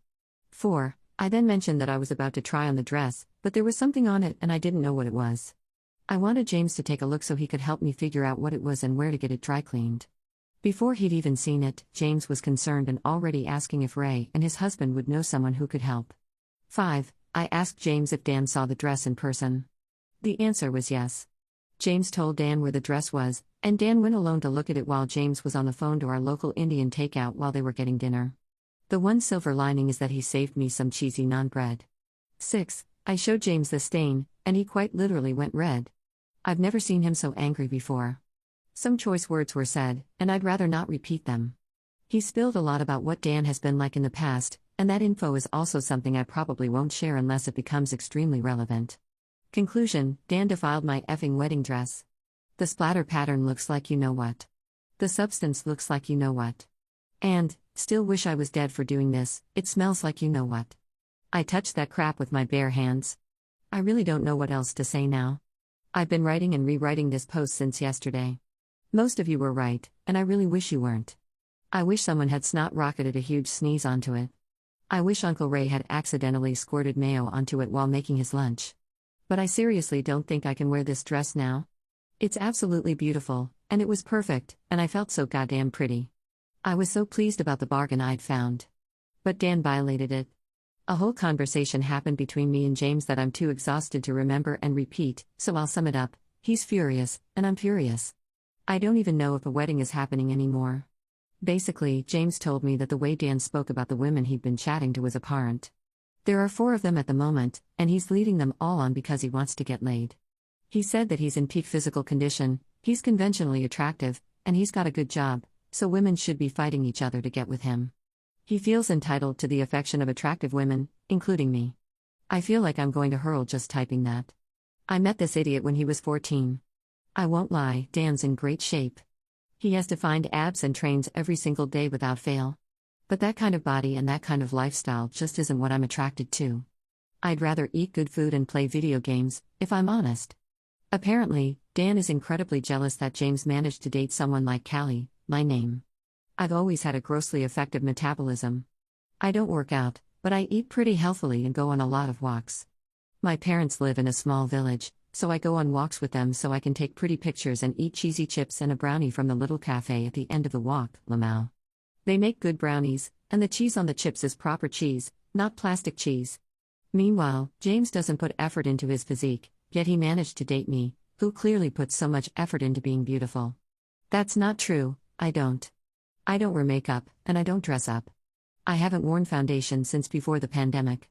James is in shape, mostly because he rides a motorcycle, and that surprisingly requires a lot of thigh muscle. Dan has supposedly always believed that I was better than James because my grades were better and I was in better shape, and that I'd break up with him and move on once I realized that I was wasting my time. Fat freaking chance. James doesn't care about how fat or thin I am. I was horrendously underweight when I met him, but my hips and chest have always been disproportionately large for my body. I've been cursed with my mom's hourglass figure. My back hates me for it. I know I've rambled a lot. Most of it was probably unnecessary, but it's felt good to get it out there. I also know a lot of you wanted an update. I know what Dan really thinks about me, and I'm still taking it in. I used to get along really well with him. I was never really into football, but I've always followed F1, which I know he kind of likes, and I support a local rugby league team, which I know he really likes. I don't know. I just thought we were friends. James sees my sister as his sister. She sees him as a brother. She's always been socially anxious, so to hear that for the first time actually made me cry. I also saw Dan as the brother I never had. I always wanted a brother. We bonded over sports the few times we spoke. I never realized he thought of me that way. I really thought we were brother and sister. What the hell do I do now? I obviously have a wedding to think about, but I don't even want to wear the dress. I don't even want the wedding anymore. If there's a wedding, Dan will be involved. James and I haven't even begun to consider what we'll tell both sets of parents. That's a whole other problem. And what the hell do I do about Dan? I want to stockpile my cat's poop and throw it through his bedroom window, but obviously, I know that's not the right thing to do. Even if Hermes is having some awful smelling poops right now. Maybe his name is a sign, no. Maybe Hermes is the poop messenger. Edit. I think he knows that I know what he did. He's standing at my front door. He's been there for about 15 minutes. He keeps ringing the doorbell. Edit 2. He's given up. He was there for about half an hour in total. I think he's drunk again. I am too, but I think I've got a damn good excuse. I have a Ring doorbell, and I just watched him piss in my flower bed and walk away. Relevant comments. Commenter. All I can say is, yikes. Quite honestly, Dan sounds like he's a terrifying person. He drinks to excess, he thinks women, including his brother's fiancée, are objects, and he has a weird air of entitlement around sex that sounds kind of like a pickup artist. He man-splooged all over your wedding gown.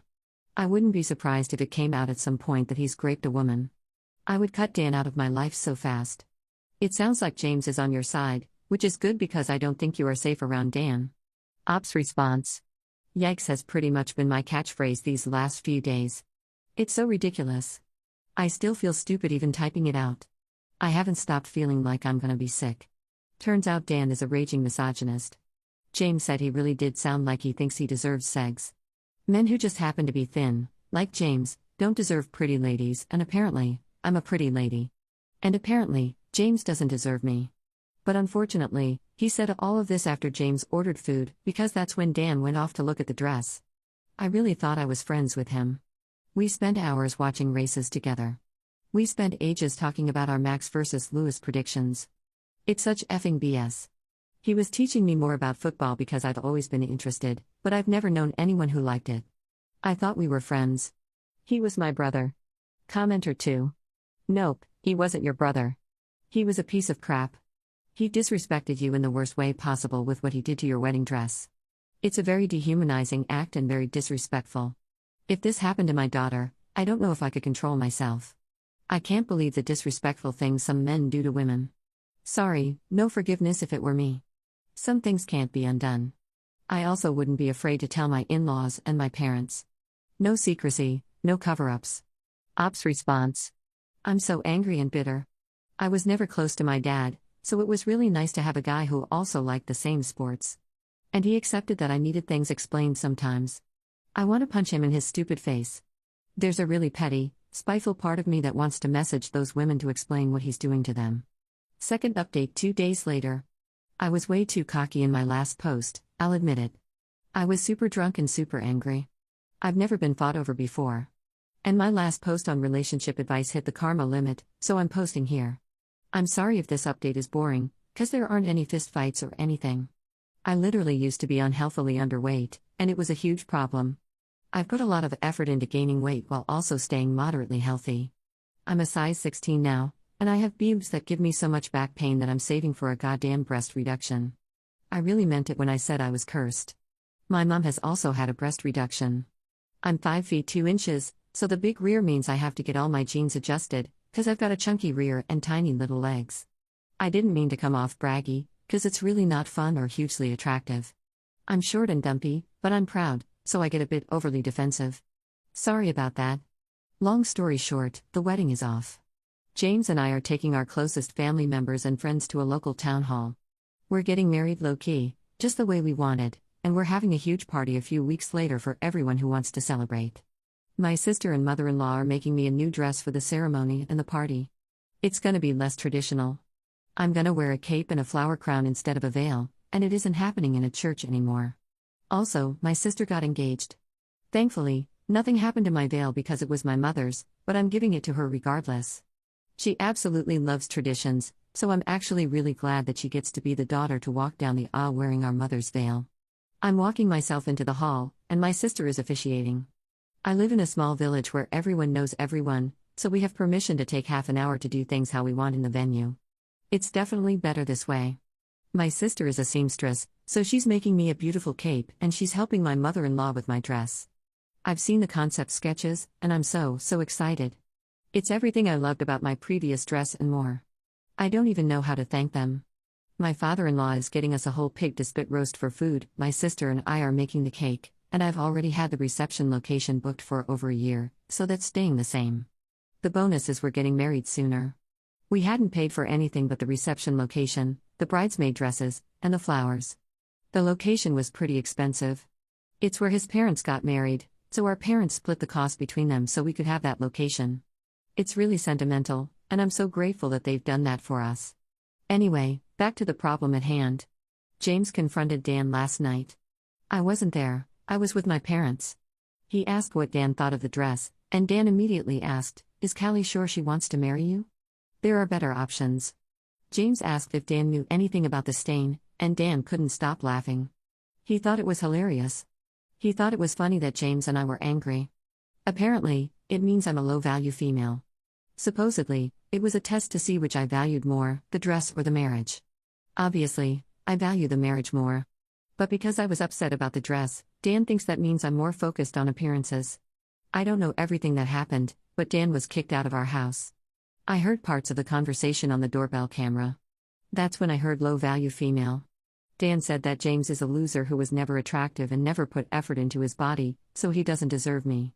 He was livid when he learned that I also don't put effort into my body. My sister eventually took my phone away from me so I wouldn't stress over it, because I was watching this all happen on the camera. She then sat me down, fed me chocolate and gin, and we watched Hot Fuzz. My in-laws were informed by James. I wasn't privy to what was said, but I've since received texts from both of them. My mother-in-law is humiliated. She has always been Dan's biggest fan. She initially thought it was a mistake but was shown the literal confession on the camera, and then felt awful. I feel really sorry for her. He was always her little boy who played the sport she loved and did her hometown proud, which is where they still live.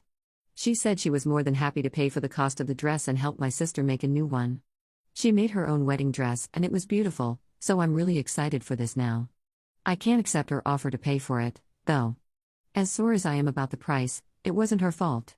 My father-in-law hates technology, so I was absolutely gobsmacked when I received a text from him. He usually either calls or turns up in person. I think James told him I wasn't ready to talk about this. He said that because of what has happened, he considers me more of a child than Dan. He's disgusted that his own son would do something like this. It's not the way he raised him. He's the worst with technology, and he asked me to block Dan's number for him next time I'm around. I won't lie, I shed a few tears. I'm spending Christmas with my parents, and visiting James and his family on the 27th, then staying with them until the 1st. Dan has been cut off by his parents and his brother. He's been uninvited to Christmas and New Year's. Unless he apologizes and puts himself into therapy, his parents won't talk to him. His parents have said they would pay for therapy for him, but I don't know how he took that or if it's even happened yet. My parents' in-law offered to pay for security for the wedding, but we've changed the location and the date. Also, we've told almost everyone why. Some people didn't believe us, like some of you haven't, which is understandable. Those who weren't told were told that a serious event happened and were concerned about our safety, so we're keeping the event itself minimal. Also, as per my last edit on my previous post, Dan did wee on my flowers in my front garden the other night. He hasn't been back since his conversation with James, but the police will be called if he does return and make a scene. I've since saved all of the front door camera footage, and screenshots of text conversations and photos of the dress. Everything is documented and time-stamped. If he decides to try something, it'll be the police dealing with him.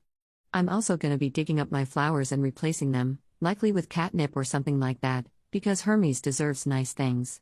He's always been really chill around bees, so I'm gonna plant some lavender too because we need to save the bees. I will be messaging the women he's in contact with at the moment. I don't know what I'm going to say, but I can't live with the knowledge that someone else could be hurt because of him. If anyone has any advice on what to say, I'd really appreciate it. Anyway, I'm gonna go hug James and Hermes, and eat a lot of chocolate because now I don't have a dress I need to fit into. Lamau. I hope you're all having a wonderful Christmas. Relevant comments. Commenter. Don't plant lavender too close to catnip or catmint. Lavender is extremely poisonous to cats, so you don't want Hermes to get confused about which ones are for munching.